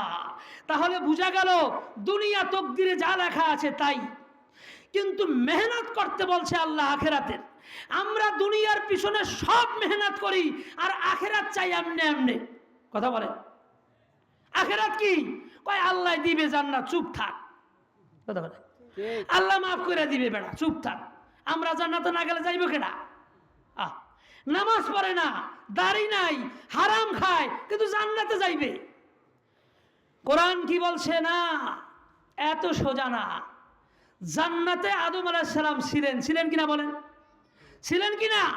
আমাদের বাবা আদম আলাইহিস সালাম জান্নাতে ছিলেন কিনা? আল্লাহ পাক দুনিয়ায় পাঠাই দিছে। আমি আপনাকে মফত জান্নাত দিছিলাম, মফত। আপনারা বানাইছি জান্নাতে, খাওয়াইছি জান্নাতে, জান্নাতের স্বাদ বুঝেন নাই, দুনিয়ায় চলে যান। দুনিয়ায় যাইয়া আমল কইরা জান্নাত কামাই করিয়া আসেন। আমাদের বাবা এই পৃথিবীতে এসে কান্নাকাটি করে আমল করে জান্নাত কামাইয়া পরে গেছে। পরবর্তী সন্তানদেরকে বুঝাইছে এই পৃথিবীতে আসছো মায়ের পেট থেকে শুধুমাত্র জান্নাত কামাই করার জন্য। তাহলে কি হুজুর আমরা ব্যবসা বাণিজ্য করব না, খেত খামারি করব না, চাকরি বাকরি করব না, সব কি ছেড়ে দিব? না, ছাড়তে বলে নাই। লা রুহবানিয়াতা ফিল ইসলাম, শরিয়ত বলে নাই বৈরাগ্য হইয়া জঙ্গলে চলে যাও, বট গাছের নিচে বসে যাও। শরিয়ত বলছে হালাল কামাও, নিজে খাও, পরিবারকে খাওয়াও, গরিব দুঃখীর খবর রাখো। কাপুরুষের মতো হাত গুড়াইয়া বসিয়া থাকিও না, এমন মোমেন্টকে আল্লাহ পছন্দ করে না। নামাজ যেমন ফরজ, হালাল কামাই করাও ফরজ। কিন্তু এমন কামাই করতে আল্লাহ বলে নাই যেই কামান করতে যাইয়া 5 ওয়াক্ত ফরজ শেষ। এই রকম হারাম গু খাইতে বলে নাই যেই গু খাইতে যায় আমার আখেরাত শেষ। কথা কয় টাকা। বলছে হালাল ভাবে ব্যবসা করো। নবী গুয়াম কে আর দুনিয়া জুদাবাস। এক আল্লাহর ওলি ছিল, তার অনেক টাকা পয়সা ছিল, ঘোড়া, গাভী, গবাদি পশু সারিতে সারিতে ছিল, অনেক কিছু ছিল, সাধারণ পোশাক পরতো, সাধারণ খাবার খাইতো, কিন্তু এই টাকা পয়সাগুলা গরিব দুঃখীর পিছনে খরচ করত। কিন্তু বাড়ি ছিল বিশাল বড়, অনেক গরু ছাগল ছিল, বিশাল বড় বাগান ছিল, লোকটা আবার আল্লাহর ওলি ছিল। তো আল্লামা জামি রহমাতুল্লাহ আলাই যে শরহে জামি লিখেছে, এত বড় একজন লেখক, উনি ওনার কাছে মুরিদ হইতে গেছে, যাইয়া দেখে ওনার টাকা পয়সা ধন দৌলতের অভাব নাই। উনি এইগুলা দেখা কয় এত টাকার মালিক এটা তো দুনিয়াদার, কথা বলে না, এই দুনিয়াদারের কাছে মুরিদ হইয়া লাভ নাই। উনি সোজা চলে আসছে, আসলে ওনার টাকা পয়সা ছিল, এই টাকা পয়সা সব হালাল, অন্তরের ভিতরে মাওলার মোহাব্বত ছিল, এই টাকা পয়সার উপরে তার কোনো আগ্রহের নজর ছিল না। ওসমান রাদিয়াল্লাহু আনহুর টাকা ছিল, হাতে টাকা ছিল, অন্তরে আখেরাত আর আল্লাহ রসুলের মোহাব্বত ছিল। তুমি 1000 কোটি টাকার মালিক হও, ধন্যবাদ তোমাকে, কিন্তু টাকাটা হালাল হতে হবে। টাকা ব্যাংকে থাকবে, টাকা পকেটে থাকবে, অন্তরের ভিতরে আখেরাত আর আল্লাহর মোহাব্বত থাকবে। যেমন এক পানি ছাড়া সাগরে জাহাজ চলতে পারে না, পানি ছাড়া নদী দিয়া নৌকা চলতে পারে না, ঠিক কিনা? কিন্তু এই পানি যদি নৌকার ভিতরে উঠে, ওই নৌকা আর পানিতে থাকবে না, ডুবে সব শেষ। শরিয়ত বলছে টাকা কামাও, হালাল টাকা যদি বেশি হয়, নেয়ামাল মাল্লি রজুলিস সালেহ, মালো হালাল, ব্যক্তিও আল্লাহওয়ালা। এই টাকা বাড়তে বাড়তে 1000 কোটিতে গেলে শরিয়তের কোনো সমস্যা নাই। শরিয়ত বলে নাই গরিব হয়ে থাকো, টাকা কামাও। শরিয়ত বলছে হালাল কামাও, কথা বলেন না কেন? শরিয়ত বলছে ফজরের পর থেকে জোহরের আজান পর্যন্ত কামাও, জোহর শেষ আসরের আজান পর্যন্ত কামাও, আসর শেষ মাগরিবের আজান পর্যন্ত কামাও, মাগরিব শেষ এশার আজান পর্যন্ত কামাও, এশার পরে ওই পর্যন্ত কামাও যেই পর্যন্ত কামাইলে তোমার ফজরের জামাত নষ্ট না হয়। আর যদি এই নামাজের কোনো তোয়াক্কা না করো, আজান হইতেই আছে, নামাজ ফরজ হইতেই আছে, দোকান থেকে হিন্দুও নামে না, এই কাঠধারী মুসলমানও নামে না, ওরও দাড়ি নাই, এরও দাড়ি নাই, এরও ঘরে টিভি চলে, এরও ঘরে টিভি চলে, এরও ছেলে ডিজে, এরও ছেলে ডিজে, এর বোর পর্দা নাই, এরও পর্দা নাই, এও সুদ খায়, এও সুদ খায়, দুইটার মধ্যে পার্থক্য কি হইল? মুহাম্মাদুর রাসূলুল্লাহ বলেন, মান তাশাব্বা বিকওমিন ফাহুয়া মিনহুম, যার সাথে যার লাইফ স্টাইল মিলে যাবে, হাসরের ময়দানে সে তার হয়ে সেদিকেই যাবে। সুতরাং দাড়ি ছাড়া হারাম খেয়ে ডিজে নিজেরে বানাইয়া রাসূলুল্লাহর পাশে হাউজে কাউসারের পানি পান করা যাবে না। আল্লাহ রসুল পরিষ্কার বলে দিয়েছে, হাসরের ময়দানে আমি হাউজে কাউসারের পারে বসা থাকব, আমি পানি পান করাইতে থাকব।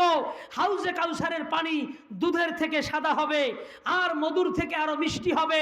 একবার পান করলে বুড়া যুবক হয়ে যাবে। কিয়ামত জান্নাতে পৌঁছার আগ পর্যন্ত আর কোনো পিপাসা লাগবে না। পানি পান করার সাথে সাথে তার চেহারা দিয়া নূর চমকাইবে, ফেরেশতারা বুঝতে পারবে লোকটা জান্নাতি। এই রকম আমার কাছে আসতে থাকবে পানি পান করার জন্য উম্মত, জামাতকে জামাত, জামাতকে জামাত, আসতেছে আসতেছে কোটি কোটি উম্মতে মুহাম্মাদি পানি পান করতে আসতেছে। হঠাৎ করে পর্দা পড়ে যাবে। ভালো করে খেয়াল করেন, রাসূল সাল্লাল্লাহু আলাইহি ওয়াসাল্লাম বলছেন, আমার হাতের পানি ছাড়া জান্নাতে যাওয়া যাবে না। আর অমুসলিমদের মতো কৃষ্টি কালচার করে, আমার সুন্নাতকে জবাই করে আমার হাতে পানি পান করা যাবে না। বলবেন মদিনাওয়ালা ওখানে শোয়া, তার সাথে আমার কি সম্পর্ক? আমি কবরে চলে যাব। তুমি কবরে যাওয়ার সাথে সাথে 3টা প্রশ্ন করা হবে, তোমার রব কি, তোমার লাইফ স্টাইল কি ছিল, ইসলাম নাকি অমুসলিমদের মতো জীবনযাপন। আর তুমি এত কিছু চিন্তা, নায়ক নায়িকা চিন্তা ভালো কথা, ওই লোকটাকে চিনো কিনা, মুহাম্মাদুর রাসূলুল্লাহ, মদিনাওয়ালার সাথে তোমার মিল আছে কিনা। যদি তুমি আল্লাহর হুকুম না মানো, তোমার মুখ দিয়ে আসবে না আল্লাহ আমার রব, তোমার জীবন লাইফ স্টাইল যদি ইসলাম অনুযায়ী না হয়, তুমি বলতে পারবা না ধর্ম আমার ইসলাম। মুহাম্মাদুর রাসূলুল্লাহর তরিকায় যদি না চলো, কবরে যায় বলতে পারবা না ওই নবীকে আমি চিনি। তুমি কি বলবা? হা হা লা আদ্রি, তিনটা প্রশ্নের উত্তর দিবা আমি কিছুই জানি না, আমি জানি শুধু ইয়াবা বাবা বাবা বাবা। আল্লাহ বলবে এটা না ফরমান, এ আমার জমিনে থাইকা আমার নিয়ামত খাইয়া এই জবানি নষ্ট করছে, নিজের জীবন নষ্ট করছে, সমাজ নষ্ট করছে, ওই সমাজের রাষ্ট্রীয় সম্পদ টাকায় আগুন ধরাইছে, ওর কবরে আগুন ধরাইয়া দে, ঠিক কিনা? শেষ। ভাইরা আমার, হিসাব কিতাব মিলায়া নিতে হবে, হিসাব কিতাব মিলায়া নিতে হবে। হে যুবক, এখান থেকে খোদার কসম করে বলি, ওয়াদা করে উঠতে হবে, আজ থেকে আর নেশা নয়, হ্যাঁ আজ থেকে নতুন করে আমরা নতুন একটা নেশায় নেশাগ্রস্ত হব। সেটা হলো জান্নাতের নেশা, জান্নাতের হুরের নেশা, জান্নাতের মদের নেশা, আর মাওলা পাকের দিদারের নেশা, ঠিক কিনা? কে কে নেশাগ্রস্ত হব? জান্নাতের হাত উঠা। জান্নাতের হুরের নেশা, জান্নাতের নেশা, মাওলা পাকের দিদারের নেশা, পারবো তো ইনশাআল্লাহ? উপমহাদেশের শ্রেষ্ঠ আলেম আশরাফ আলী থানভী রহমতুল্লাহি আলাইহি, তার কাছে একজন পুলিশ এসেছে, বলে হুজুর আমি আল্লাহকে পেতে চাই। লোকটা পুলিশের চাকরি করত, সরকারি চাকরি, আর পুলিশ মানে আল্লাহর ওলি, আপনারা তো জানেন। হ্যাঁ হ্যাঁ ভাইরা আমার, আশরাফ আলী থানভী রহমতুল্লাহি আলাইহি বললেন, তোমার আমার জানা মতে কোটি কোটি টাকার মালিক তুমি, অনেক ব্যবসা বাণিজ্য আছে, এরপরে তোমার যে ব্যবসা আর তোমার যে চাকরি, এ নিয়ে মাওলাকে পাওয়া যাবে না। কারণ তোমার অন্তরের ভিতরে দুনিয়ার লোভ ঢুকা, কারণ তোমার বয়স হয়েছে 70-60-এর কাছাকাছি, এখনো তুমি টাকা আর টাকা আর টাকা করো, এখনো তুমি আল্লাহর দিকে ফিরো নাই। যাও তোমার অন্তর থেকে ওই মুর্দা জানোয়ারকে আলাদা করে আসো, অন্তর থেকে এই মুর্দা জানোয়ার দুনিয়ার মোহাব্বত দূর করিয়া অন্তর খালি করিয়া আসিও, তোমার অন্তরে আল্লাহ বসায়া দিব। পুলিশ বাড়ি চলে গেল, যায়া শুইল, শুইয়া চিন্তা করলো এই দুনিয়া তো মুর্দা জানোয়ার, এইটারে অন্তরের ভিতরে রাইখা তো লাভ নাই। আচ্ছা আজকে যদি মারা যাই আমার চাকরি শেষ, আজকে যদি মারা যাই আমার ব্যবসা শেষ, আজকে যদি মারা যাই আমার সব টাকার মালিক সন্তানেরা হয়ে যাবে, আমার জন্য থাকবে সাদা কাপড় আর বাস। হিসাব মিলিয়ে দেখলো সারা জীবন যে কষ্ট করলাম, সব বলদের বোঝা খাটলাম, হুদা বদলা দিলাম, এখন থেকে নিয়া আখিরাতের কামাই কামাই করতে হবে। চিন্তা করে দেখলো আসলেই এই অন্তরে আল্লাহকে বসানো দরকার, এতদিন যাই করছি এখন একটু আখিরাতের ফিকির করা দরকার। আপনারাও কি মনে করেন দরকার? কে কে মনে করেন দরকার? আল্লাহ সকলকে বুঝ দান করুক, কবুল করুক। আসছে আয়শা, ওই দরজার সামনে আয়শা কবিতা পড়ে, সব তামান্না দিল সে রুখসত হো গই, अब तू आजा अब तू खिलवत हो गई, ली फकीरी बादशाहत हो गई, अब तू आजा अब तू खिलवत हो गई।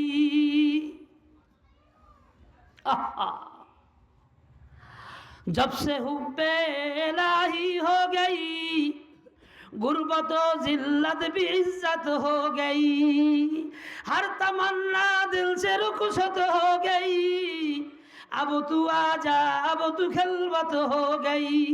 শের পরে আর দরজা দিয়া ঢোকে। আশরাফ আলী থানভীর ভাষা কি? উর্দু। বলে সব তামান্না দিল সে রুকুসত হো গই, হিসাব মিলাইয়া ফালাইছি, দিল থেকে সব বের করে দিছি, আব তু আজা আব তু খেলবত হো গই।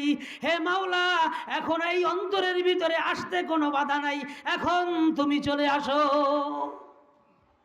3 দিনে আল্লাহর ওলি হয়ে গেছে। কয় দিনে? আশরাফ আলী থানভীর বড় বড় মুরিদের ভিতরে সে একজন ছিল। ভাইয়ের আমার, এই মুর্দা জানোয়ার আর কতদিন লালন করবেন? আখিরাতকে শুধু হাত উঠাইলে, সুবহানাল্লাহ বললে, আলহামদুলিল্লাহ বললে, জি হ্যাঁ বললে জান্নাত পাওয়া যাবে না। জান্নাতের জন্য মেহনত করতে হবে। আমাদের সমস্ত মেহনত দুনিয়া কেন্দ্রিক, ঠিক কিনা? আর জান্নাতে যাইতে চাই মুক্ত। আল্লাহ বলে না, দুনিয়া তুমি এমনিই পাইবা, কিন্তু জান্নাতে যাইতে চাইলে তোমাকে মেহনত করতে হবে। কেমন মেহনত করতে হবে? ওয়ামান নারাদাল আখিরা, শেষ করে দিব। ওয়ামান নারাদাল আখিরাতা, যারা আখিরাত চায়, আল্লাহ বলছে যারা আখিরাত চায়, এবার হাত উঠান, কে কে চান? আমি তো চাই, মা বোনরাও চায়, সবাই চায়। নেশাগ্রস্ত ছেলেটাও কিন্তু জান্নাত চায়, চান না? চান। আল্লাহ বলে ওয়ামান নারাদাল আখিরাতা, যে আখিরাত চায় তার একটু ওয়াজ কইরা শোনাও, কি করলে আখিরাত পাবে। ওয়াসাআলা সায়াহা ওয়া হুয়া মুমিন, আখিরাত শুধু চাইলেই হবে না, আখিরাতের জন্য মেহনত করার মতো করতে হবে। আখিরাতের জন্য মেহনত করার মতো করতে হবে। আল্লাহ শুধু যদি বলতেন মেহনত করতে হবে, হয়তো মেহনত করার মতো করতে হবে। মেহনত করার মতো করার অর্থ কি? এই শীতকালেও অজুটা সুন্দর করে করতে হবে, এই পর্যন্ত ধুইতে হবে, সুন্দর করে মলতে হবে, একটা পশমও যাতে শুকনা না থাকে, ঠিক কিনা? জামাতে নামাজ পড়তে হবে, এই মার্কেটে যেতে হবে, কিন্তু চোখ কন্ট্রোলে রাখতে হবে, জবানি কন্ট্রোলে রাখতে হবে, নিজের বডিকে কন্ট্রোলে রাখতে হবে, এই জবান কন্ট্রোলে রাখতে হবে, এই কান কন্ট্রোলে রাখতে হবে, এই গানের সমাজে থাকতে হবে, কিন্তু গান শোনা যাবে না।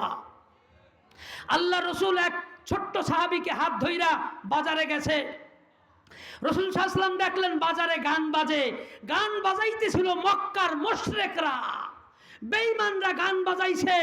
আল্লাহ রসুল নিজে এই আঙ্গুল উঠাইয়া প্রথমে দুই কানে ঢুকাইলেন, এরপরে ওই রসুল সাল্লাল্লাহু আলাইহি ওয়াসাল্লামের হাত ধরা ছোট্ট সাহাবীকে বললেন কানের ভিতরে এইভাবে আঙ্গুল দাও, আর খুব দ্রুত এই জায়গা অতিক্রম করো, কারণ আমি দেখতেছি খোদার গজব শুরু হবে, আমি দেখতেছি আযাবের ফেরেশতা ঘরে, আল্লাহর নারাজ দিয়ে এই জায়গা ভরে গেছে। সুতরাং গান চলবে, কানে আঙ্গুল দিতে হবে। পাশের বাড়িতে গান বাজাইবে আর রাইতে কানে আঙ্গুল দিয়ে বয়ে থাকবেন, নাকি ঘর থেকে বের হইয়া ওরে বলবেন তোর যদি জাহান্নামে যাইতে মন চায় কানে ইয়ারফোন লাগা। তোর বাড়ির গান দিয়ে আমার বাড়ির ঘুম হারাম করার অধিকার তোরে কে দিছে? সরকার দিছে, বিবেক দিছে, রাষ্ট্রীয় আইনে আছে। যুবকরা বের হয়ে যাবা, এলাকার সমাজের প্রতিনিধিরা বের হয়ে যাবেন, সুন্দরভাবে বুঝাইবেন, যদি না বোঝে এর পরের ধাপ শেষ করবেন, না পারলে 999 ফোন দিবেন, ওটা বন্ধ করবেন। পারবেন তো ইনশাল্লাহ? পারবেন তো ইনশাল্লাহ? ইয়াবাখর সন্তানকে আজ থেকে কোনো ছেলেকে যদি অলিতে গলিতে সিপায়ে চাপায়ে বাসা দেখেন, সোজা হাইটা যাইবেন না লাইট মারবেন? কথা কয় টাকা লাইট পাইরা ইন্দুরের গদের থেকে বাই করবেন আপনার ছেলেরে, বাইর কইরা আবার রিহাবে দিয়া দিবেন। পারবেন তো ইনশাল্লাহ? তাহলে আখিরাতের জন্য মেহনত করতে হবে করার মতো। শেষ করে দিচ্ছি। আচ্ছা, মেহনত করার মতো কে কে করবেন? হাত উঠান তো। করবেন? কিছু কাজ দিব আমি, করবেন তো? হাত নামা। আখিরাতের জন্য মেহনত করার মতো করতে হইলে আগে ফরজ ঠিক করতে হবে। কি ঠিক করতে হবে? ফরজ। এই যে ওয়াজ করছি আর ওয়াজ শুনছি, 11টা বাজে 4 মিনিট আছে, এই যে ওয়াজ করলাম আর শুনলাম, এই দোনোটাই নফল। নফল বেশির থেকে বেশি সুন্নাত। কি বলছি বলেন? সুন্নাত। কিন্তু 5 ওয়াক্ত নামাজ ইহতিমামের সহিত সহি শুদ্ধভাবে সূরা কেরাত দিয়ে আদায় করা ফরজ। এইটা বছরে একদিন হয়। আজকে যে ওয়াজে আসে নাই ও জাহান্নামে যাবে না, কিন্তু যে 1 ওয়াক্ত ফরজ নামাজ নষ্ট করছে ও কোটি কোটি বছর জাহান্নামে থাকবে। তাহলে কোনটা বেশি জরুরি? এখন আপনি স্বীকার করছেন হুজুর আজ থেকে আখিরাতের জন্য মেহনত করার মতো করমু, তো 70 বছর হয়ে গেল, আপনি কেমন মেহনত করার মতো করলেন? আজও আপনার সূরা ফাতিহা ঠিক নাই। কত টাকা? আমি যদি সূরা ফাতিহা জিগাই, জানি না কয়জনের সূরা ফাতিহা ঠিক হবে। ওই সূরা ফাতিহা দিয়ে নামাজ হবে কিনা আল্লাহই জানে। আমি ছোটবেলায় বাংলা বাজারে রমজান মাসে নামাজ পড়াইতে গেছি, খুব ছোট, কেবল বালেগ হয়েছি মনে হয়। এখন এই বিভিন্ন ভণ্ড বীরের মুরিদ আছে না, এমন এমন প্রশ্ন করে আমার জিগায় আদম আলাইহিস সালামের পায়ের নাম কি? আমি পড়ে গেছি মুসিবাতে, বুঝেন নাই মনে হয়। তা আমি চিন্তা করলাম দাঁড়া তোকে প্রশ্ন করাইতে আসি। আমি যাইয়া পরের দিন সবাইরে বসাইয়া আমি বললাম আদম আলাইহিস সালামের বাহের নাম যদি না কইতে পারি এতে জান্নাত জাহান্নাম কিছুই আইবে যাইবে না, কিন্তু কিন্তু দোয়ায় মাসুরা, দোয়ায় কুনুত, কথা টাকা, দোয়ায় কুনুত যদি ঠিক না থাকে এটা ওয়াজিব, জাহান্নামে যাওয়া লাগবে। আচ্ছা বলেন তো ডান দিক থেকে কার কার দোয়ায় কুনুত ঠিক আছে? হুজুর হুজুর নামাজের টাইম হয়ে গেছে, হুজুর নামাজের টাইম হয়ে গেছে, কালকে কালকে। ও আমারে প্রশ্ন করবো দূরের কথা, কেউ দেখি পরের দিন আহে না। আহে কোন সময় জানেন? আমি কইছি আগামীকালকে দোয়ায় কুনুত শুনবো, একজনের দাঁড় করাই দিয়া সবার সামনে শুনবো। একবারে নামাজ শুরু হওয়ার 3 মিনিট আগে আইছি, কথা বল না কে? আর কারো কোনো প্রশ্ন নাই। এখন যদি বলি আত্মাহেতু বলেন ভুল হবে, সূরা ফাতিহা বলেন ভুল হবে। শোনেন, পৃথিবীর সবচেয়ে বড় আলেম সে যদি মারা যায় প্রশ্ন 3টাই হবে।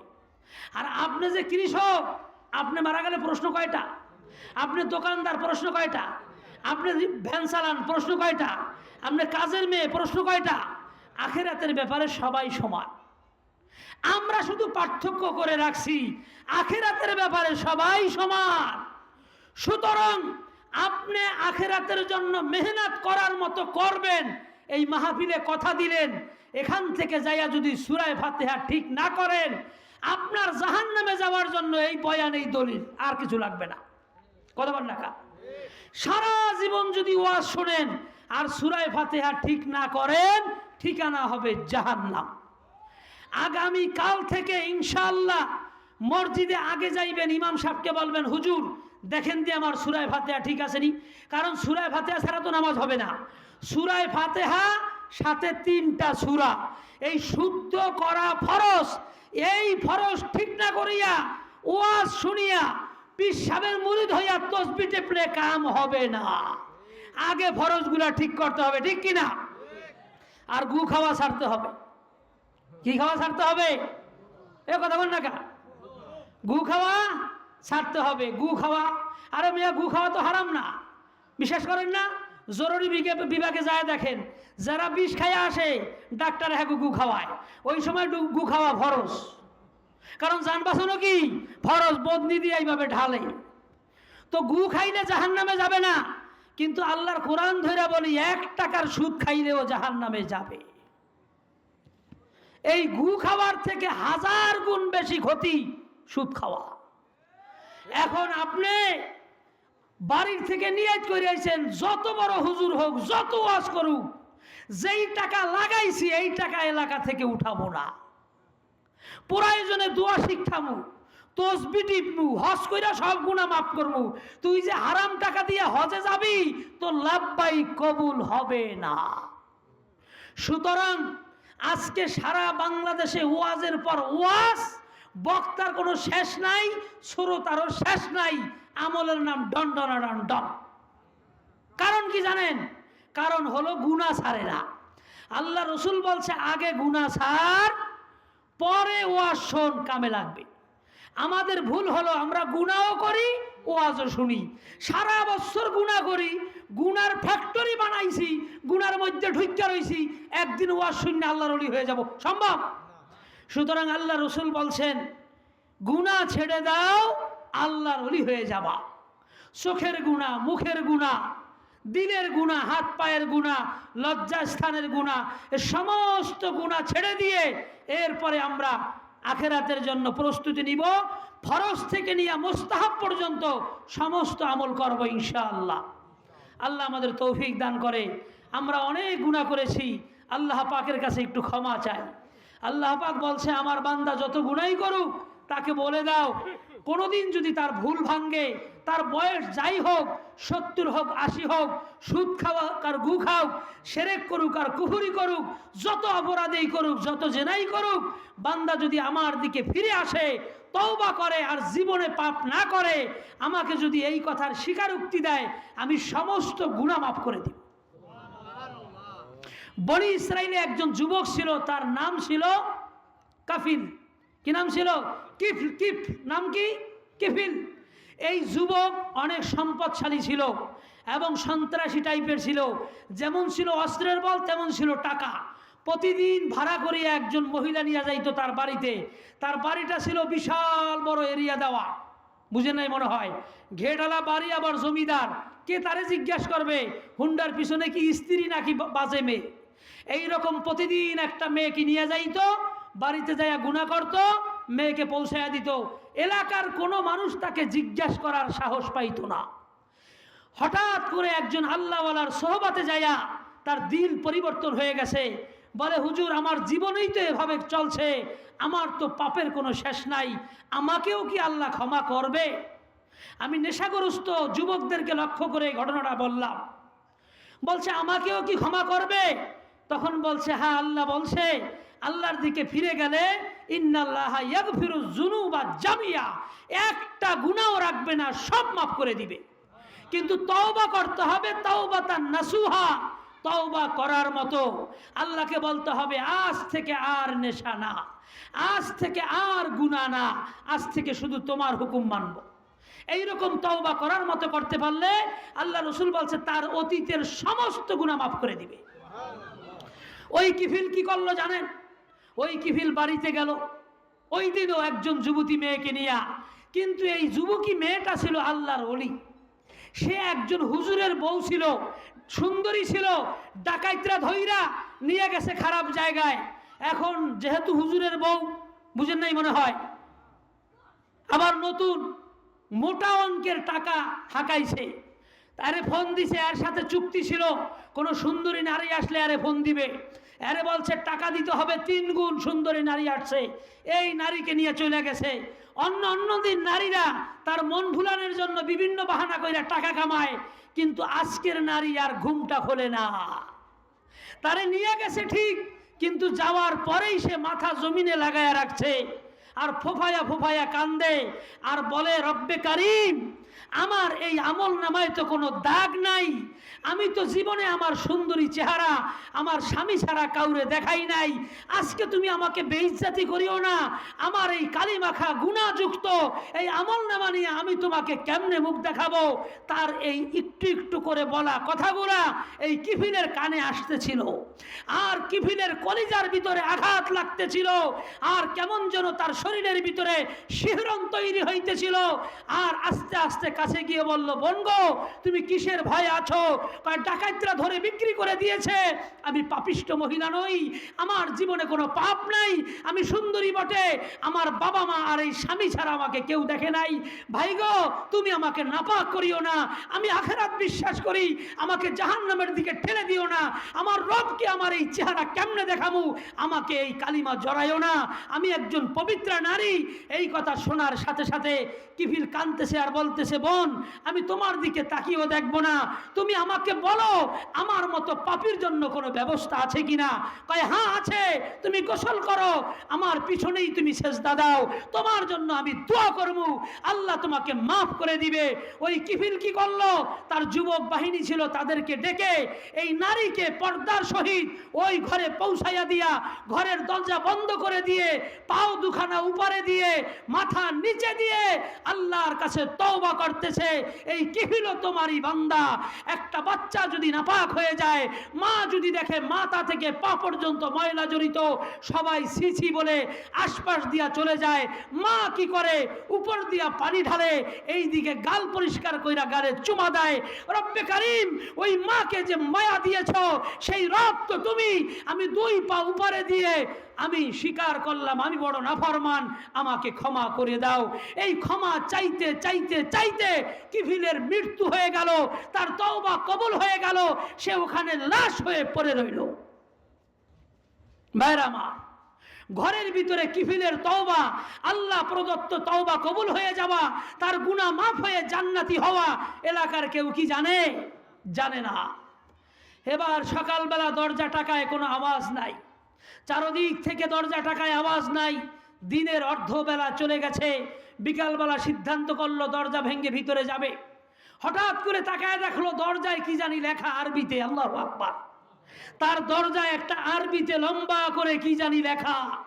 এলাকার মানুষ বলল, ওর বাড়ির দরজায় সবুজ কালি দিয়া আরবিতে কি লেখা, এ তো আমরা বুঝি না, হুজুর ডাকো। কারণ ওই যে রাত্রে গোপনে তওবা করছে, এটা তওবা কবুলের মালিক আর এই বান্দা জানে, এলাকার মানুষ তো জানে না। এই লেখা যদি লেখে না দেয়, এলাকার মানুষ আইসা তার জানাজা তো দিবেই না, বরং তাকে ইট পাটকেল মাইরা তাকে শেষ করবে, ঠিক কিনা? কিন্তু তার কবুল হয়ে গেছে তওবা, সে তো জান্নাতি হয়ে গেছে। আল্লাহ সিস্টেমে ওলামারাইকা নিয়ে আসছে। আল্লাহু আকবার। আরবিতে লেখছে, পাবলিক বোঝে না, ওলামারা আসছে, বড় হুজুর আসছে, মাজ্জা হুজুর আসছে। আইসা দেখে জান্নাতি কালি দিয়া লেখা, ইন্নাল্লাহা কদ গফারা লিল কিফলে, নিশ্চয় এই কিফিলের সৃষ্টিকর্তা আল্লাহ তাকে ক্ষমা করে দিয়েছে। ওয়াকাফফালাল্লাহু লাহু, এবং তার সমস্ত জিম্মাদারি আল্লাহ নিজে নিয়ে নিয়েছে। এটা পড়ার পরে ওলামায়ে কেরাম পাগল হয়ে গেছে কিফিলকে দেখার জন্য।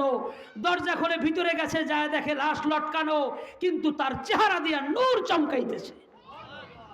বাজা বাজা হারাচে হাস্তি বাজা, ই দরগাহে মা দরগাহে নাউমিদিনিস্ত। আল্লাহ ডাকে, আয়, তুই কত বড় গুনাহগার, আয়, আমার এই দরবার থেকে আমি কাউরে ফিরায় দেই না, তুই তো আমারই বান্দা, আয় আয়। 70 হয়ে গেল, ফিরে আয়, 80 হইল, ফিরে আয়, আমার কাছেই তো আসবি। ইন্না লিল্লাহি ওয়া ইন্না ইলাইহি রাজিউন, মরার পরে তো আমার কাছেই আসবি, মরার একদিন আগে আয়। যদি মরার একদিন আগেও আসোস আর ভাঙ্গা দিল নিয়ে আসোস, তওবা করার মতো করো, সব গুনাহ মাফ করে দিব। সুতরাং আর গুনাহ করবেন, আজ থেকে আখিরাতের প্রস্তুতি নেবেন ইনশাআল্লাহ।